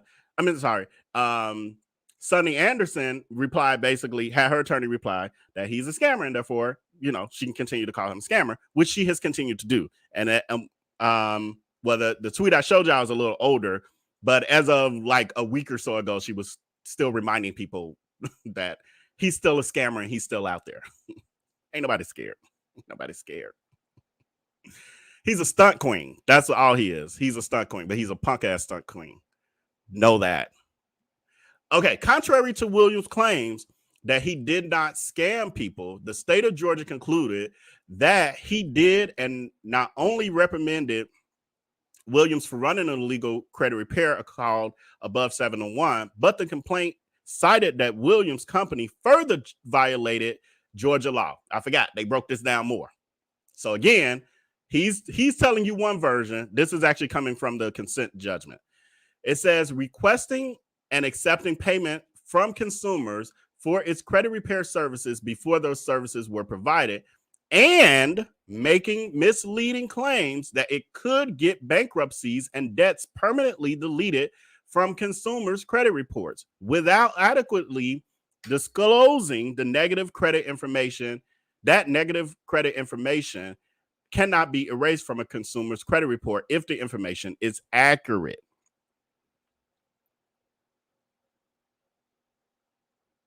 Sounds like a lot more than just I accidentally started a business in a state that doesn't allow it. Okay, so then we're going to go on to the next situation, the next receipt. Sonny Anderson and Williams Fresh Go controversy. Anderson claims that Williams had a Fresh Go business where it promised to deliver fresh fruits and vegetables. I'm going to sum this up because I did a whole video on this, and just for the sake of time, because we only got 28 minutes or so, 27 minutes. So let me see. I'm gonna jump down to. I can't read everything, y'all, but I think I need to read this. Okay, this may touch a couple angles that I didn't touch in my video. Hold on. Let's try. Let's see. So it says Anderson claims that Williams had a Fresh Go business where it promised to deliver fresh vegetables on the doorsteps of customers, but people bombarded with angry messages claiming they were ripped off and overcharged on their credit cards. They hit up Anderson because she had him on her show years ago. Anderson said she gave Williams the benefit of the doubt, but said he refused to answer her inquiries. So, just so y'all understand, when people started to get scammed, quite a few of those people, a good majority of those people, were learned about him through Sonny Anderson. So he actually had a diverse base. It wasn't primarily black women back then. It was actually diverse, which is what he ultimately wanted. He didn't really want black women. He wanted the others. And so it was looking like that. And so when he started the scam, the Fresh Go scam, that was a large piece of his customer base. but they were also people who found out about him from Sunny Anderson on her show. So when they got scammed, they went to the source of where they found out about him. It's kind of like, you know, if one of us gets scammed, somebody introduced us to a person who was a scammer, we're going to go to that person and say, hey, did you know your friend was a scammer? What's happening? What you know about this? So people started bombarding her with that he's scamming me. And some people thought she was a part of the scam because of the fact she had the scammer on, and they wouldn't have known about him had it not been for her. So her reputation was being damaged at the time as well. So what she immediately did was reached out to Darius. Now, it wasn't a person, Darius wasn't a person she talked to all the time at this point. She hadn't talked to him in months or weeks or whatever it was. And so she reaches out to him to say, hey, I'm getting all these people. What's happening? Like, you know, what's happening? So she's quoted as saying, Sunny Anderson is quoted as saying, the bottom line is before me, no one on TV knew of him, and he didn't have a platform to build what he's built. Just imagine if you could do it the right way with the talent and ability to galvanize people. Why wouldn't you want to do it the right way? She asked. And I'm going to point out something that I have my intro to Surviving Darius Cooks, where I have Darius doing a video in his home office, and he was in his 20s, and it says, I declare by the time I reach 30 years old, I will have at least $1 million. I have that clip in there for a reason, and I started the series off with that for a reason, because for me, I was around during that time. I know exactly where he filmed that at. I was in that office many times, in that apartment many times. That's where the cupcakes started at and everything, baking out of his kitchen. I remember seeing a shift in him from the person I knew at that point. I had known, I don't know, 6 years or something like that. I saw a shift in him, and I truly believe that greed, it was something that he felt that $1 million would solve in his miserable life, that he made that his goal by any means necessary. And to this day, money is his goal by any means necessary. And so when Sunny poses the question, why wouldn't you want to do it the right way? She asked, when you have all these gifts and you have the ability to, you're charismatic, and so you can galvanize and build community and all of that, why wouldn't you do it the right way? Greed. It will take too long to do it the right way. He might not have reached $1 million by 30, whatever. He might still be trying to reach that. And so that's the reason. Well, greed, and also the psychological pieces of what's happening, the mental health stuff that he has going on. But we can talk a little bit about that. About the mommy issues that he has, and, you know, lack of a relationship with her, and family issues and all that other stuff. That's part of it too. Trust. He doesn't know how to bond with people in a real way. Like, he's been damaged. But we can talk about that another time. Okay. So it goes on to say, Anderson said she took part in a Zoom meeting organized by the Kitchenista with other Black women chefs and were floored by what she heard. A lot of Black women who are eager to get their careers started are being taken advantage of. One person on that call had direct dealings with Darius, and they were all just crying, she said. I don't know who that person was. They never stated, but I do know of and I'll talk about it a little bit more at some point. But there's, if any of you are familiar with Danny Rose, aka Stovetop Kisses, she actually knew Darius when she first started out as well, when she was a budding social media influencer, and Darius stole her Center Treats business from her. And it was a lot to it. I'm do a whole video on that. That'll be a whole episode when we get to that one, and it'll be fairly early on, because it happens fairly after he ran off from Chicago after the Freshco scam. There was some stuff that happened, but that was pretty much, I think, his next scam, a known scam after that, was the Center Treats, stealing a business from a single Black mom who was just trying to make it. Thankfully for her, she still made it and has a better brand than Darius, a more successful brand, and more, it ain't riddled with controversies. So But that's what happens when you do people wrong. So anyway, we'll talk about that more. But please don't reach out to her about that and all of that, because she does not like to talk about it. It has been very it's affected her. It's a moment in life she just doesn't want to revisit. And even Kev on stage actually addressed it when he disavowed his involvement at all with Darius. He cut Darius off because of it. And he found out years later. He found out last summer. Was that last summer? Last summer, something before last or something. So it is a whole thing. So many layers to this, y'all. This is weird. Anyway, so okay, it says last year Anderson said she spoke. I'm sorry. It says last year Anderson said when she posted that people should beware when dealing with Williams because of his scams, she said he and his attorney sent a cease and desist letter. So I just told y'all about that. I'm not going to reread that. Let's jump down to.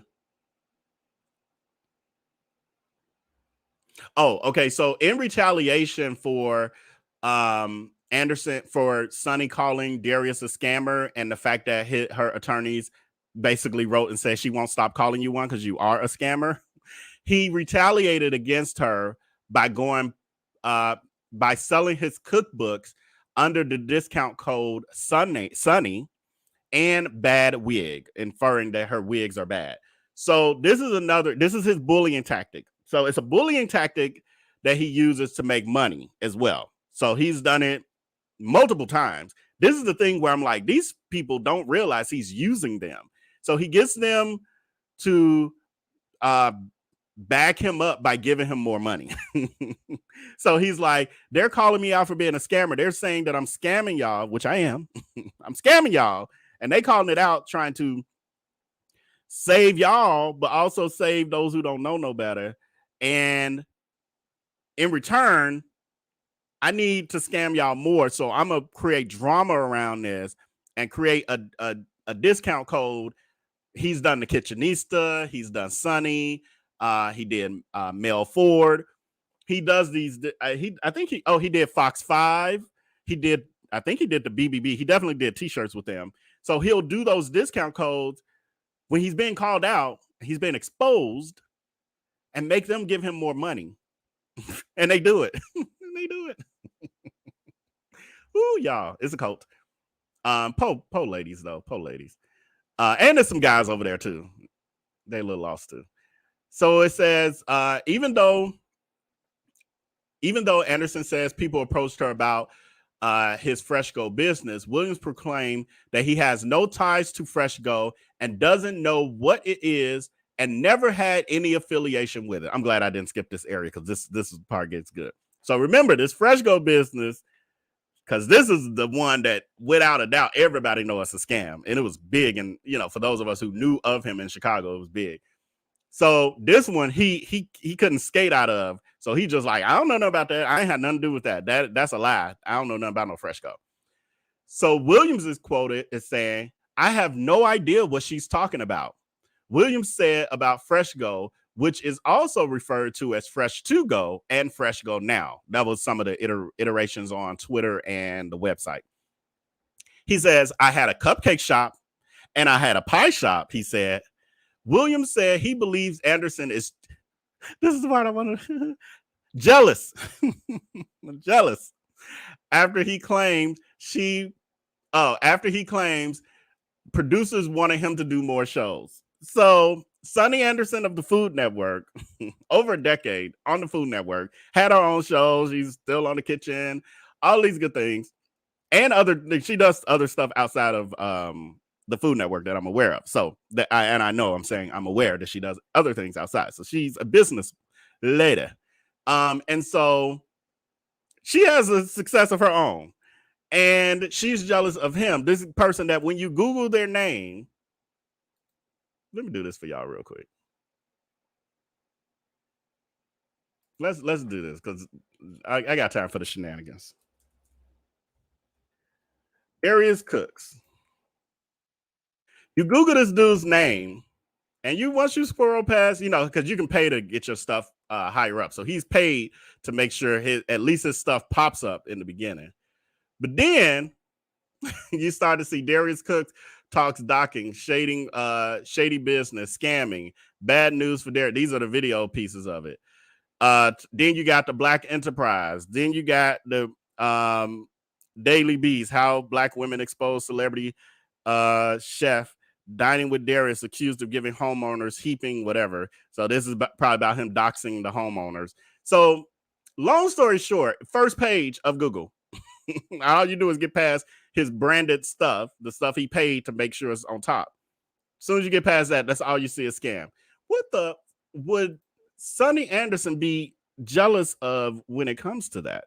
Who would be jealous of that? Your brand is garbage. What are you talking about? Right, delusional. Delusional. So anyway, this is so crazy, y'all.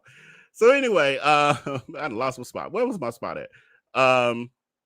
So yes, Sonny Anderson is jealous of what I just showed y'all. She's jealous of that. She wants her brand to be garbage.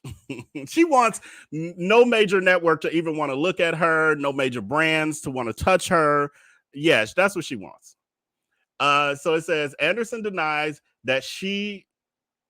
And I forgot about this part. So he claims that when Sonny had him on her show, he did such a good job that her producers wanted him to do more shows. He actually did another show or two when he was there. That wasn't the problem. The problem was he was a scammer, and that's why they didn't want him back on the show. But he'll leave that part out.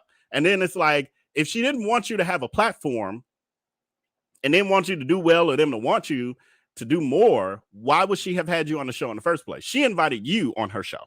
She did it so that because she admitted that she wanted to try to open the door. Excuse me, y'all. She wanted to open the door for more Black people. She had an end. She had some clout, and so that was her goal. So why would she then be upset when it's working? Her goal makes no sense. So it goes on to say Anderson denies that and says she is the one who put him on the show. I just said that. I forgot this was in here. Who put him on and wanted to see him succeed, but had to cut ties when people associated her with his fraudulent companies. Anderson said nobody got food with Freshco, and instead people complained about small, incremental, unauthorized charges. Those are those fraudulent. When they say small, I don't know how small 80 something to $90 is to y'all, but I'm like, small to some people, large to others. But those were the charges he was making to people's cards. So these people were ordering. I got a video about it. I ain't gonna go in depth because I'm not trying to go over 2 hours with this live. We may not get through this whole article. I told y'all this article is long, y'all. And I ain't trying to just read. I want to commentate as well. Let me see what we're gonna do next. Because we may just. Oh, okay. We're gonna end it with the Freshco thing, and then we're gonna have to come back. It'd be before the end of this week. I got to check my schedule tomorrow. We might be back tomorrow night, but I'm going to schedule it tomorrow night or Friday. Yeah, I'll look at my schedule and see because I got some stuff going on tomorrow. So if I can, we'll do this tomorrow night. We'll continue because I do want to get through this part of it, and then we'll start next week with the other pieces. And we're probably going to do 2 days a week now. I was thinking earlier because of the fact that this is a lot. It'll take us 3 to 5 years if I only do 1 day a week with this piece of it. So, yes. So I'm going to stop here and then we're going to go to the comments and then we're going to say goodnight. Okay. So it says Black Enterprise followed up and asked. So when they say Black Enterprise, they mean Kia Morgan Smith, the writer of this article, followed up and asked Williams directly. That's Darius Cooks, for those of you who aren't keeping up. Do you know anything about this Freshco being associated with you? Darius Cooks, aka Williams, replies and says, Nothing. Are you sure? He continued. Really, that's what I'm saying. That's why I would love to know from Sonny what I ever did to her. What the fuck that's got to do with this fraudulent business you started that people came to her about? Hundreds of people came to her thinking she had something to do with it, and she's telling the history of this, And is what I ever do to her. She shouldn't be mentioning this. It says, after further investigation, so this means Kia Morgan Smith heard the foolishness from Darius, where he denies this. And then he's like, well, Angela, the kitchenista, can you prove this? Like that he actually has something to do with this business? So here we go. Angela provided the receipts. And it says, after further investigation, the kitchenista provided a 2012 screenshot of Darius Williams promoting Fresh Go, saying, it's a great day to shop, hashtag shop Fresh Go, back in 2012, which is when all this ish happened. Can I enlarge that a little bit more? Let's see. Get y'all a little more, since we're about to wrap this up, and see if I can get that a little big for y'all. Ooh, my thing is going too slow. Hold on. I hope I I think it's my computer. I don't think it's the internet. Anyway, that's the best I can. Wait, hold on. Here we go. Fresh Go was another company that Darius, hashtag Darius Cooks, started and left town with angry customers. Well, angry and defrauded customers. And here's the tweet, the one that's circled in red. It says, this is Darius's original Twitter page back before he named himself Darius Cooks. That came later on. He used to go by just Darius Williams, and then it was Everyday Cooking. And then eventually he went with Darius Cooks. So anyway, he says, it's a great day to shop, hashtag Fresh Go. Click today, grocery delivery tomorrow or never. What you're going to get is a charge to your car tomorrow. So anyway, these are people who are saying, do not support. This guy owns Fresh Go, and he initiated hundreds of fraudulent charges on people's credit cards. He's a thief. He still is today. He charged mine, here you go, $98.34 twice. I told y'all. Had to get the bank to reverse twice. No one can find him. He doesn't answer his phone or email. Y'all see that this is way back in now this would be like 10 or 11 years ago, because even this article is a little older now. Same pattern, y'all. Same freaking pattern. Like nothing has changed. Nothing has changed. Well, the only thing has changed is the fraudulent businesses, but the tactics have stayed the same. But we're the ones lying.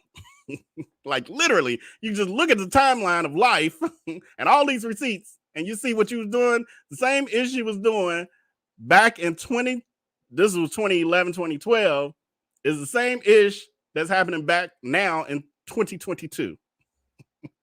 Right, Harriet. The internet is undefeated. Ding, ding, ding, ding. TKO. Now let's get to the comments. So yeah, we'll just look out for on YouTube. And if you're part of the VIP text community and our VIP Facebook group, which I hope you are, and also prepared to join our Patreon on November the 19th, where we will celebrate my father's birthday as well as the birth of our Patreon. So, so I will update when I look at my schedule and figure out when I could definitely commit to doing our evening live again for this. It'll be around the same time. It will be the same time, just it works for the multiple time zones that we're all in. So, okay, I got that scrolling. Now let's do some comment. Hold on a second. Amateur work. Okay, we got quite a few. Jesus, my eyes. I don't want to put those sunglasses on. Okay, here we go. Darius is so messy. He placed an ad stating felons welcome to apply. Yes, I forgot to pull that. We may have to do like a separate live just on the updated stuff, like the more recent. I did see that on Twitter, and I actually screenshot it, and that was one of the things I didn't think to pull in here. I knew it was some stuff I saw that I wanted to pull. So yeah, Darius is currently, just to give insight for those who may not know what this means, Darius is now hiring 2 additional chefs. So he says additional. He's probably firing the 2 he got, and they just don't know yet. But he's hiring 2 chefs, supposedly to have 2 additional chefs for his Dining with Darius events for 2023. And so he's supposedly doing interviews, and the ad that he has out there is, stating that they're traveling and all these other things. And then he states, felons welcome to apply, which should tell y'all something. Not that people shouldn't want to give people second chances and all of that, but look at who we're talking about. Look at what I just showed y'all, what I just told y'all. If I get someone who has a record and they got a lot of dirt and a lot of, they're susceptible to getting in trouble easily or having their lives put on the line easily, like their freedom rather, that's who I want to hire, because I might see them doing some stuff that's a little shaky. I'm cataloging that stuff. And then the moment they might want to point a finger at me, I can be like, well, I know about this, right? Remember that story you told me about? I'm gonna go to your parole officer or whatever. That's what I saw. That's what I read when I saw that. And I chuckled. I was like, of course you want felons. Of course you do. Preferably ones on parole, I'm sure, too, because it makes it easier for him to scare them. Anyway, Nola Rola says, I am... Oh, we read that earlier. Thank you so much for the super chat. I still got that Terrical one coming out for y'all, too. Y'all know I've been rolling. Those of y'all in the VIP Facebook, y'all know I've been really rolling around, traveling like crazy. Carolyn Chamberlain, thank you so much for the super chat. Just keep doing you, Vel. Excellent job you're doing. Thank you so much. I really appreciate you, Carolyn. Today was a little rough. After that nap, I just didn't have it in me anymore. I was like, oh, Jesus, they're going to see my other side where I'm a little down. Purple Lady says, there was a sous chef wanting to challenge him to cook, and Darius said he would do it for 30,000. Please. Yes, I'm familiar with that. I actually had that as topics that I just won't get to today. But this chef here, Tim Hoffman, challenged Darius Cooks to... Hold on, let me remove that comment. Bear with me. Amateur at work. I don't even know where it's at now. Oh. Never mind. Okay, so... Oh, I know what happened. Hold on 1 second. Amateur at work. Okay, so Tim Hoffman is a chef based out of New Orleans. He's a real chef, meaning chef means trained and all of that. And he's worked under some of the great chefs in New Orleans. And so he's telling Darius, DM me, bro. I want to chat. You're coming to New Orleans in a few months, and I would like to have a live stream. Same kitchen, same ingredients, same dishes. If you're as humble as you say, let's do this. No bias, no followers, no insults, just plates live. I don't even know what that means. Restorial set of rules. I'm sure he doesn't either because he's not a real cook. If I win, you never come back to this city again. Relinquish all titles, lands, dragons, stolen recipes, and thieve checking accounts. Wow. If I lose, I still go about my life without a 1099, unlike you. So that is him challenging him. And this is the reason he's challenging Darius, because these are the Dining with Darius swamp salmon, I think this is. I don't know what the hell that is. But he's challenging him because, and Christopher here says, I wish I would sit down at to a fancy dinner and they serve me this. What in the entire hell? This salmon is tired and overcooked. How about it's sitting in swamp water? That's the part that's throwing me off. And what is this pile of canned corn on top of it? Like, anyway, so that's why real chefs are just appalled at what he's doing. And there are chefs that do these dining events. I went to Kitchenista's 10-year Father's Day event, and it was amazing. The food was amazing. The presentation was amazing. It did not look like that, what we just saw. I keep shaking my leg and it's making my desk shake. Anyway, so yes, thank you so much for that. Lisa Diane Hunt says he's thinking of a new scam as we speak. Always creating the narrative, always thinking of the next scam. Daryl H says, what's so admirable about you, Vel, is that you continue to be a kind and warm person after being wronged. Most will go bitter and smear. Keep staying true to who you are. You're loved. Thank you so much, Darrell. Yeah, I mean, I think that's partially true. I mean, I'm a different person with how I allow people in my world and all of that. So trust me, there was some scars left because we were very, very, very close. But the other piece is where you said I'm kind and warm person. Well, the bitter and most go bitter and smear. I'm not bitter at all about it because I feel like everything happens for a reason. But I do smear. I drag him. Like, whereas I say, you know, my theme here is commentary with compassion. It ain't none over there for that. Not for that. As a human, yes, I don't want to see any harm on him. I know he's, you know, about to have his 5th gastric bypass or tummy tuck or mommy makeover. And I don't want him. I've, you know, had some conversations with people and people chuckle and they say that might be the thing to take him out. And I don't want that. I really want him to recover fully. I want him to be healthy so that he can truly face the consequences behind bars. Like, I don't want you down on no table. Please don't. I'm going to be praying on, what is it? November 22nd, I think is the date of his surgery. I'm going to be praying. We got to see this happen the right way. Lord, please keep him here. For the feds. All right. Trikesha says, yes, he's been online cooking up a new storyline about how can someone steal a business, an entire Facebook post over 2 days. So silly. He knows how to steal a business. Well, you steal a business by you take someone else's concept, and then as soon as they entrust you, you trademark it behind their back while they're at home taking care of their have traveled to their hometown to take care of their ailing father, which is what he did to Stovetop Kisses, Danny Rose. Horrible. She was going through a very hard time in life, parent ill, and you didn't steal her business while that's happening. It's some sick. That's sick. That you really don't care about people. And I'm gonna do our comments. We got a lot. I don't know if I'm gonna get to all of them, y'all. It's 32 comments because I'm already over 2 hours. Y'all let me know in the chat. Like, I can do 2.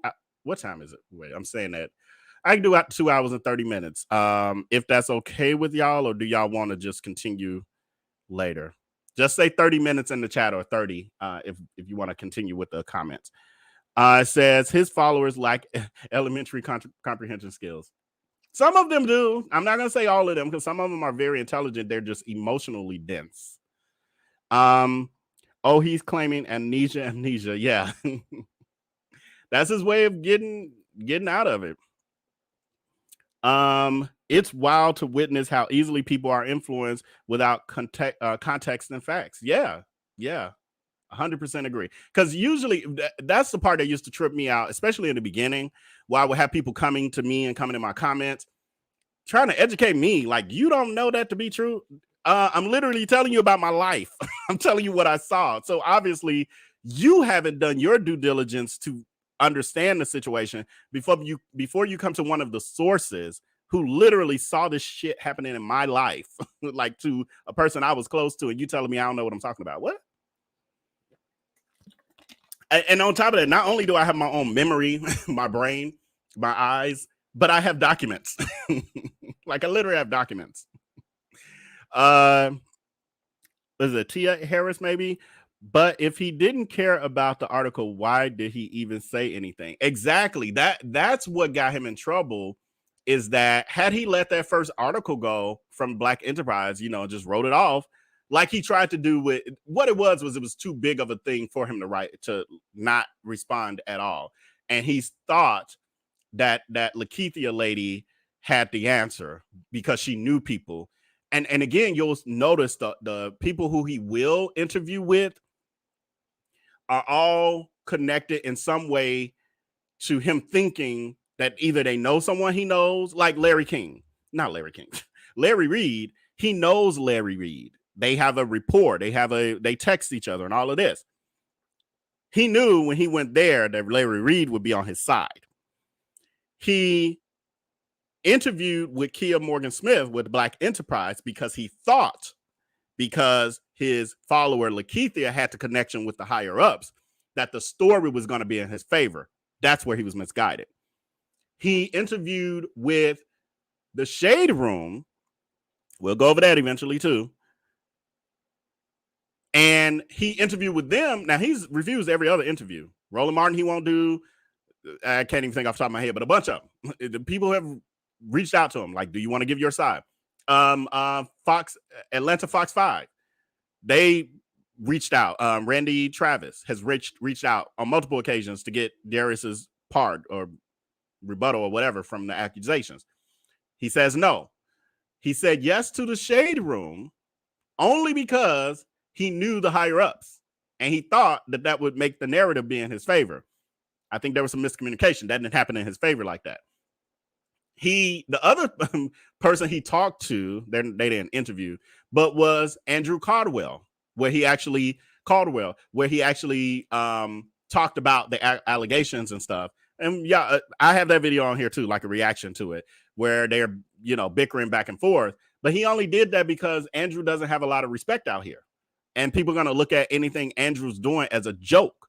And so he then gets to be, the smart person, the valued, it's late, my brain. I can't think of my words, but y'all know what I'm saying. So he's thinking that's going to make him look better. It actually made him look worse, to be honest, because Andrew kind of read him as rights in an Andrew kind of way. Kimberly and Style says, so many people have abandoned their ability to think for themselves. So true. I see that so much on the internet nowadays. Just in general. Trikisa says he was talking about his cheap pots online today. Yeah, I saw, I think someone sent it to me or whatever, like an email of him, or it was on Twitter, email of him advertising that the shipment has finally come in with those skillets. So all of that was by design, not the whole them never coming in all of last year, but the whole him rolling them out around this time. He's trying to do this for Christmas. This is all him trying to. That's another reason why he's having this surgery. So you'll notice as we go through, once we go back and rewind a little bit, you'll notice that every time he does this gimmick to get a windfall of money, he then goes and buys something, some high ticket item, whether it's, at first it was his car, then it was the house he had in Atlanta, then it was the Houston house. Like you'll see him have this big sale, whether it's the Dining with Darius or the launch of a new cookbook or whatever it is, the surgeries, all of that. It always aligns with, which really shows you he lives paycheck to paycheck or scam to scam because all of a sudden we know you just made a lot of money from this or that. And all of a sudden now you're buying something big ticket. You needed this money. You were waiting on that money to be able to do that versus if you were really a millionaire, you could just do these things at whim, whether or not you had a sale going on. But, he tells on himself all the way. My spirit tells me Darius is in the bushes tonight. LOL. Your spirit is probably correct.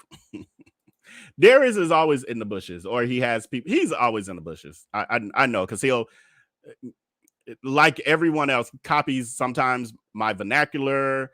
He'll say things or respond to things that he could have only got from over here. All of that. Hey, Darius. The only reason I would give my driver's license is when I'm ordering a drink. That's because I look 15. Right. Yeah. I mean, that's normal when some places to ask you for your ID. Well, they all should be asking, but sometimes, they don't. Everyone remember Miracle and Blessings. This is her YouTube channel, but she also bakes mail order cakes. They are some delicious. She has some great flavors, y'all. Just now I'm trying to think. I had the banana pudding cake, and I know I had marble, and I had something else. But they were delicious. Actually, I'm gonna order one soon. I was trying to lose weight. I have been losing weight, and so I slowed down because when I ordered that other cake, I ate the whole thing. I shared some, but so I didn't want to do that again. We try to eat healthy over here. But yeah, the cakes are beautiful. They're good. Nice amounts, and the price is reasonable. They're not $70 or $80 like that foolishness them bunt cakes that Crooks was scamming people with. That's another thing like that I noticed with him. He overcharges, which lets everyone know like it's really only about the money. You see Palmer with her company, she charges a fair price for the products that she sells, and not just charging because you know people will pay it. It's crazy. Everyone's story is consistent. Ain't no way all these people conspiring against Darius. Yeah, exactly. These are a bunch of strangers. I've said it before. These are strangers. I didn't know the Kitchenista. I didn't know the Holland. I didn't know any of these people. Sonny I knew of. And even when he first met Sonny, I knew her, I was around back then. But we don't know each other, and why would we care? Why would we care? Why? He's not the only influencer cook online, and he's not the best, and he's not the most successful, and he's not the richest. So if that was our goal, like we're just trying to tear people down, there are other candidates that are way better. I'll do the research. I got nothing but time, baby. Yeah, it's plenty. Oh, it'll keep you busy. I forgot to put up the did I bring it up? I did bring it up. Hold on, let me pull this up. Thank you for that reminder too. So for those of you who are interested, and it'll be linked, it's always linked below my videos, but if you want to do your own research, give me a second. Amateur at work, and slow computer at work. I cleaned my computer, but I need to do more. So this is the exposing a crook quick list. And so with this, you will see, this basically gives you all of the major media outlets and things that have been put out about Darius Cooks. There's more, but these are like the media related things. But if you go on, I even forgot to mention the last time, Reddit. So now there's a Reddit page, and it's more probably the most organized. And then of course you got the Twitter hashtag, but you have my video series. You got Natalie Lawyer Chick, who's done some great work on it. There's actually another attorney who did, and I can't think of his name off the top of my head, but he also did I think a couple videos on Darius. You got the BBB Shade Room, Roland Martin, Fox 5 Atlanta. You got news articles. You got the clips of about the restaurant closing, etc. So there's plenty to for those of you who are into that sort of thing. Also, I keep forgetting because I forgot who created this. One of the people in the coalition took her time and put this great resource together for us, but also to just be shared, and so that all of you and the public could get a better understanding of it. If any of you in the chat know who or remember who put this together, because my memory is just bad. I know them, I've talked to them, but I just cannot think of the name or the Twitter handle. But if you can, please put it in the chat and I'll see it. If not during this live, I'll see it when I watch the replay. But anyway, Purple Lady says Darius wants us to believe everybody is telling the same lie on him. Not exactly. It's craziness. All con artists are charismatic. Very true. And I just wish more people understood that fact, that of course he's going to be charismatic. If he wasn't, then he wouldn't be able to be a con artist. No one would be interested in the con. Hold on, I was starring something for myself just so I can stay on track, but this time I want to address. Ariel Brown says, didn't he have a cinnamon roll business once? Yes, so that was what I mentioned about, and we'll go in depth about this in the next couple lives. But this was the business that he stole from Danny Rose, aka Stovetop Kisses, was her Cinetreat business, and then I think he renamed it. I can't remember. I'll know when I do the video for y'all. But long story short, he stole her recipe. He just didn't have her icing.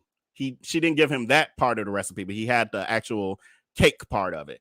And so he started his own cinnamon roll company off her whole business, but he was not able to execute it. Stuff was not made well. He wasn't wrapped because he's very cheap. This is stuff I used to try to work with him on. And he's a narcissist. He's a know-it-all. And those are things I'm really good at, organization and things like that. But he don't want nobody else's opinion. Part of the reason we'll talk about this stuff later. But anyway, so the wrapping was poor. People would get stuff. The wrapping would be open, and the cinnamon bun would be dried out, and all kind of stuff. And they couldn't keep up with the demand, and he was scamming his mentee at the time. We'll talk about that at some point. Well, it'll be coming up like once we get to the New York years. So it's a whole thing. Another person he took advantage of.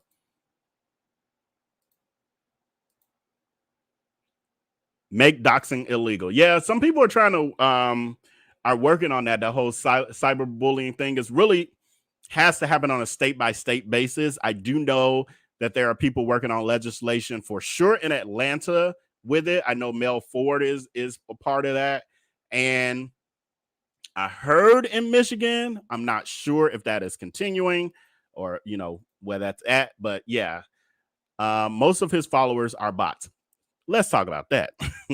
Let's talk about that. So when I mentioned earlier, and I've said it multiple times, but when I said that there's no way he doesn't have that 3 million, across all platforms. For those of you who don't understand social media in that way, people can buy followers, not meaning pay me $5 to get me to follow them, but they're like companies that sell you followers. Right now, if I wanted this YouTube channel to not have organically the 30 whatever thousand we got, and I wanted to get up to 100,000 quicker, I could. I would have to buy them, but I could. I don't do those sort of things because how you know that people have done part of it is a bunch of ways to know. Part of it is engagement. You can tell when the engagement is not happening, is not the percentage is way off. You can tell that, okay, these aren't real people. The other piece is like with YouTube, you can tell from the views.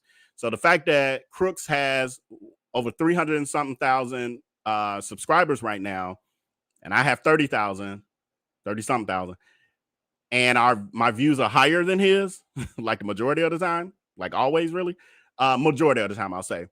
That says that these aren't real people. Same with his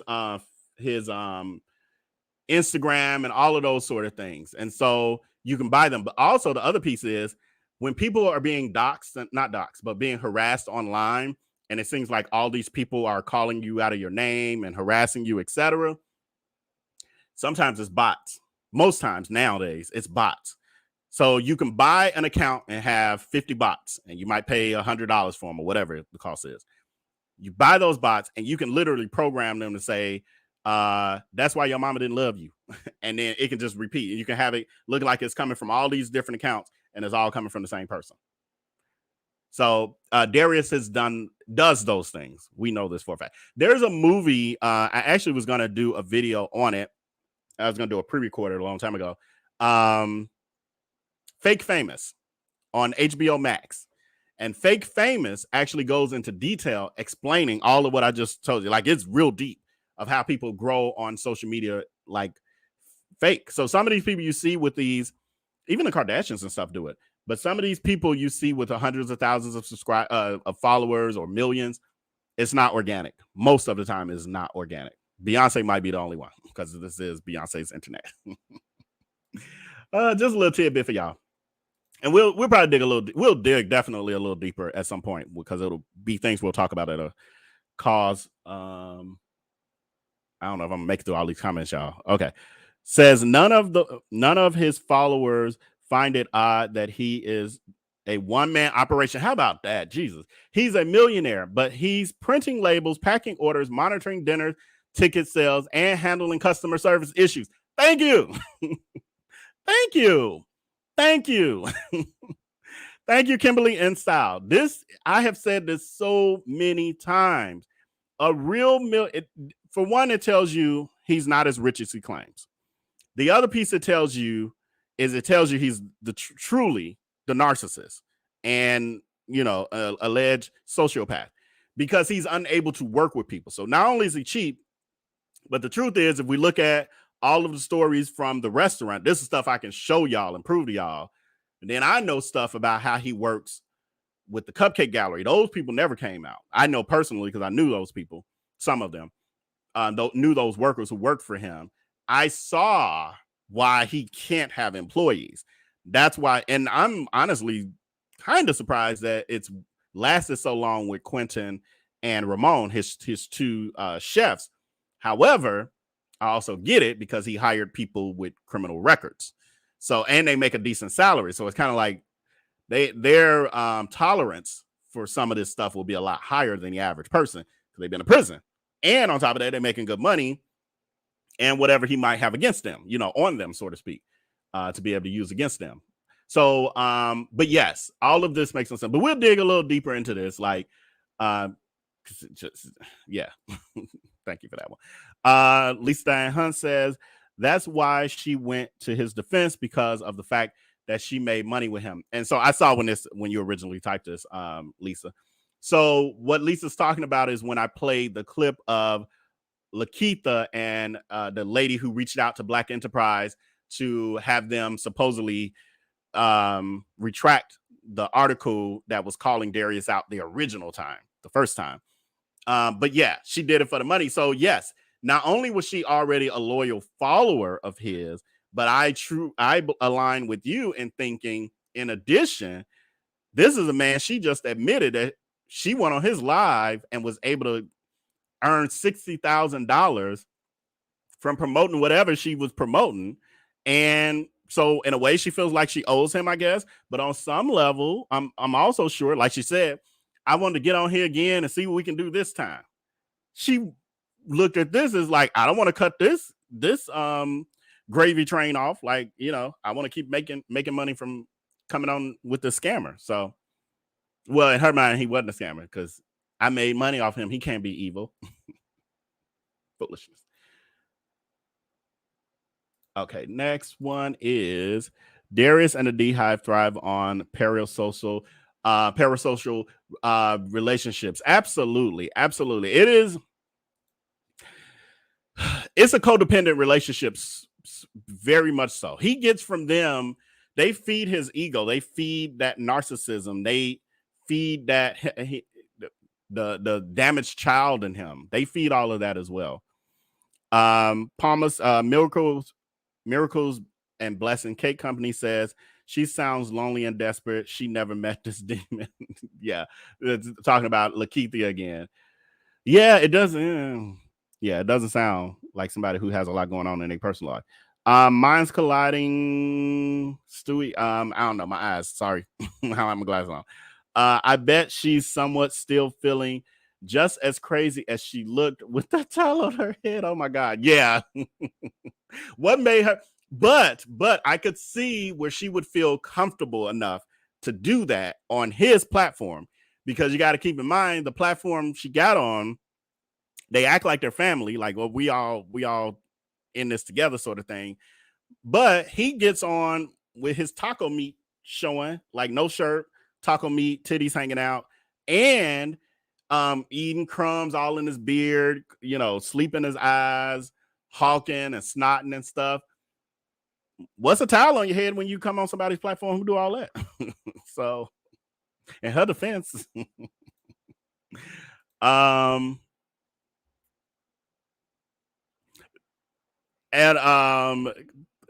Deborah, hold on, y'all. I need this to function better. I done lost the comment I was trying to save. Anyway, I just saw somebody say, Deborah Tab is saying, do you think Tabitha Brown uses bots?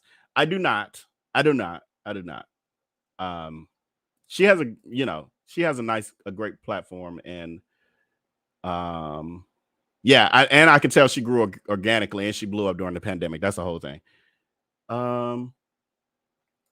Okay. Courtney Witherspoon says, how dare Darius think he's important enough for seasoned journalists to put their careers on the line for him? No, ma'am.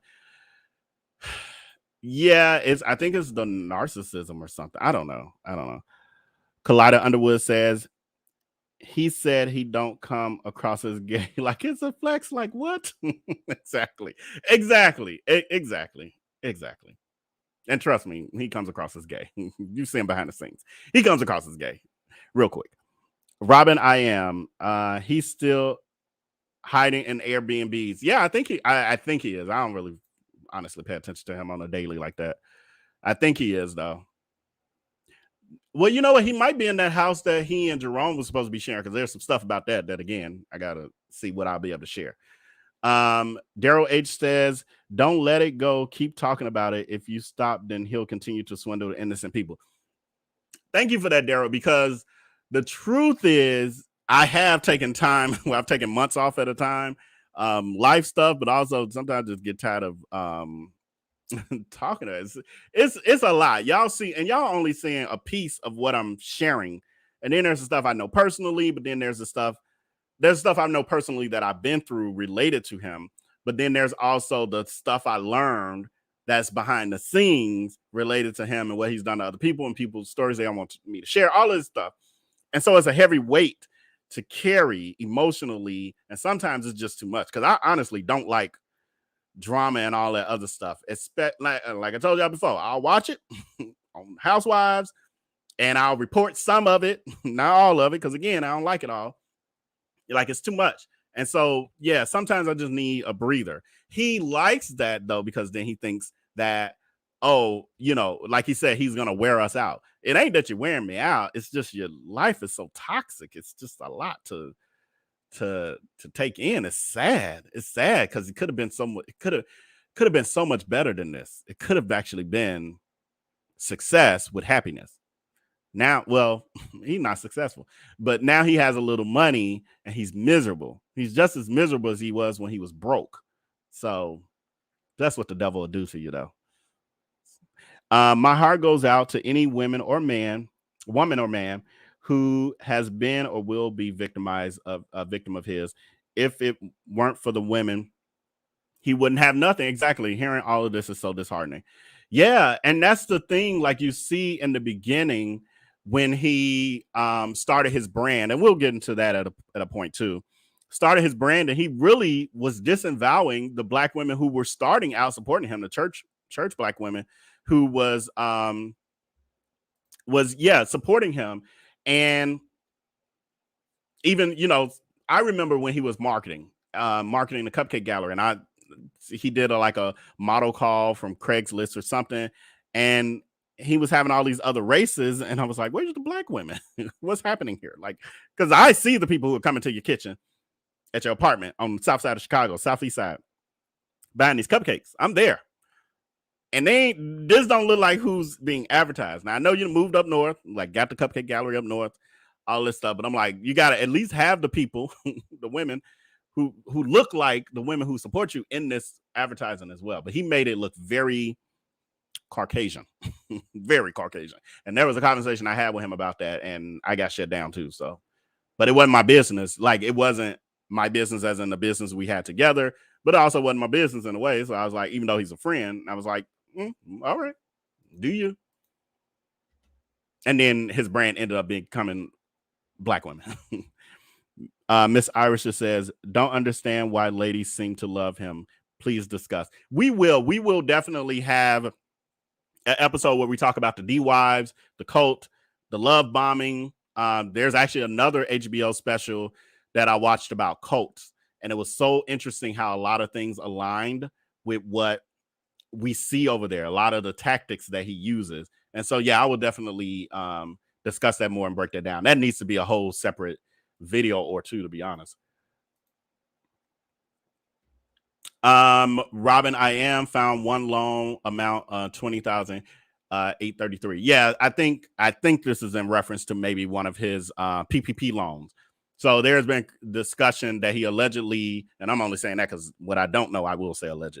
But allegedly that he took out a PPP loan. I have seen those screenshots and stuff. The thing is, he didn't have employees.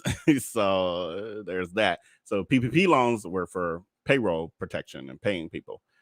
If you don't have employees, you shouldn't have a PPP loan. So, and if you're a multimillionaire who's so successful and supposedly having all these high sales during the pandemic, why are you doing that as well? Don Smart says, did those skillets ever get shipped out? So I saw, did I pull that up? I think I did. Let me see. Let's see. Hold on. Amateur at work. Let's see. Is this it? Nope, that ain't it. This it? That ain't it. I already know before I click on it. This might be it. There it is. Finally, skillets are in. Sorry, yelling in y'all ear like that. Yep, you heard it right. Skillets are in and fresh off the truck. And so then he's advertising. Oh, we don't keep that up too long. I ain't trying to advertise for him. But yeah, so supposedly they're in, and he's saying give him, I think he said 7 to 10 days in that for them to get shipped out. So we'll, over the next month or so, like going through the Christmas, after Thanksgiving, going through the Christmas holiday, and after, we'll start seeing all the complaints of all the people that didn't get it. He's going to have some lie or excuse of what happened. He's going to blame the United States Parcel Service or Post Office for the glitches. All y'all, they holding y'all stuff and all of it. Yeah, we'll see. Y'all know it's coming. Yeah, we've been through this before. Okay, we only got a couple more and then we're getting out of here because I know I'm over 30 minutes. Well, about to be. The PPP for a women's clothing store. What? Thank you for adding this because I didn't know. I just assumed that it was one of the fake. Okay, I don't know about at all.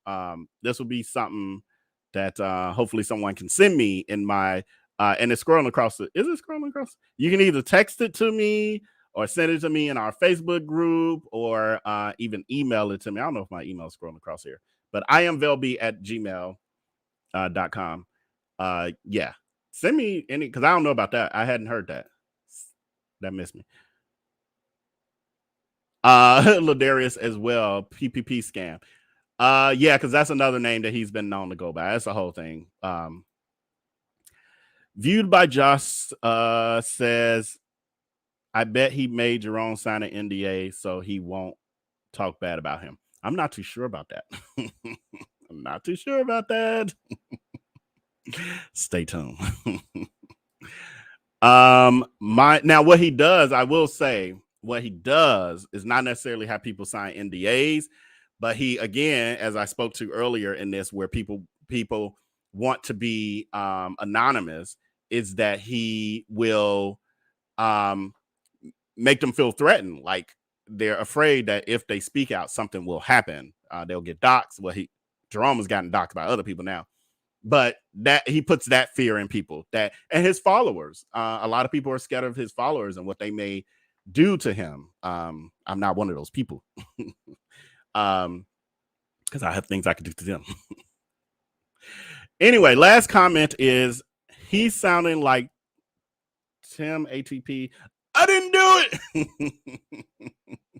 Yeah, very similar. And I think when we talk about narcissists, because we know for a fact that allegedly Tim Norman, we know for a fact that allegedly Tim Norman is a narcissist. It definitely had actions of a narcissist. Oh, and I can't wait till I can talk to y'all more about that. Jesus. When these sentencing hearings are over, more will come out. More will come out. And so, yeah, stay tuned. Stay tuned. I can't say too much. Anyway, where's all my stuff at? Jesus. Thank you all for coming with me. Thank you so much to my front end moderators, Don Smart. I know I saw Lisa Diane Hunt in there, wishing Marianne Coker speedy recovery. I don't see her in here, but I'm sure she'll catch it. She's had surgery, so we're wishing her speedy recovery. And then Tina Jones. Thank you, ladies. I'm scrolling really quick, so hopefully I'm not missing anybody. But thank you, ladies, on the front end. And then behind the scenes is also Alice Blesschild of Good. Make sure to subscribe to her YouTube channel. She is now posting videos. She did her first live over the weekend. And her channel name is Accentuating the Positive, ATP. And yeah, it's good. It's a more positive, uplifting channel because, we don't have enough of that over here on YouTube. And also, don't forget scrolling across your screen, but it's also in this chat. You got the link to our Facebook VIP community where the shenanigans and the information and the oversharing that I do continues, and motivation, inspiration. I share testimonies and all of that stuff over there. Also, don't forget that November 19th, I'm making it official. I'm holding myself to it, that we will roll out our Patreon, and I'll just have more coming on that. I'm excited about the Patreon, y'all, because I'm so excited about it. It's just so much more that we'll be able to do over there, and I'll be able to share over there. And thank everyone who gave in the super chat. Thank you to anyone who has sent a Cash App. I keep saying, we got Sonia, Marion, Danny, Pamela, Giselle, Cece, Tracy, Danny, Judith, Tracy, Tristan, and Jacqueline and CYD. Thank you all. Thank you all so much for the Cash Apps. I really greatly appreciate you. And with that, until next time, again, I'll put up a notification of when we'll be going live again. And so with that, I'm gonna leave you when I can find it. I'm trying to do too much, y'all. I'll send y'all with the intro because I want y'all to see this piece that I told y'all about. How Darius says, he basically gives us the start of how we got here to a person who cares only so much about money that they're willing to create this for money. And you can't enjoy the money when you got a life like this. But anyway, with that, until next time, make sure to take care and be blessed. I declare by the time I turn 30 years old, I will have at least $1 million. You hungry? Let's make a snack. Hey, popping like I'm supposed to. Watch out for the people that ain't close to. Speak a little something you could toast to. I ain't tryna hear about what you won't do. Moving like I'm into. Hit the ground running like the rain do. Speak a little something that you're into. I ain't tryna hear about what you've been through. Is so much scamming being mentioned around you. You know, what's interesting?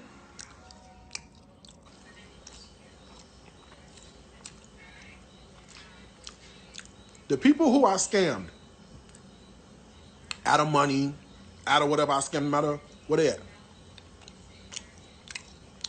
Where they post at? Where they stuff at? Why we ain't heard from them? Think about it. Then start shouting. Huh?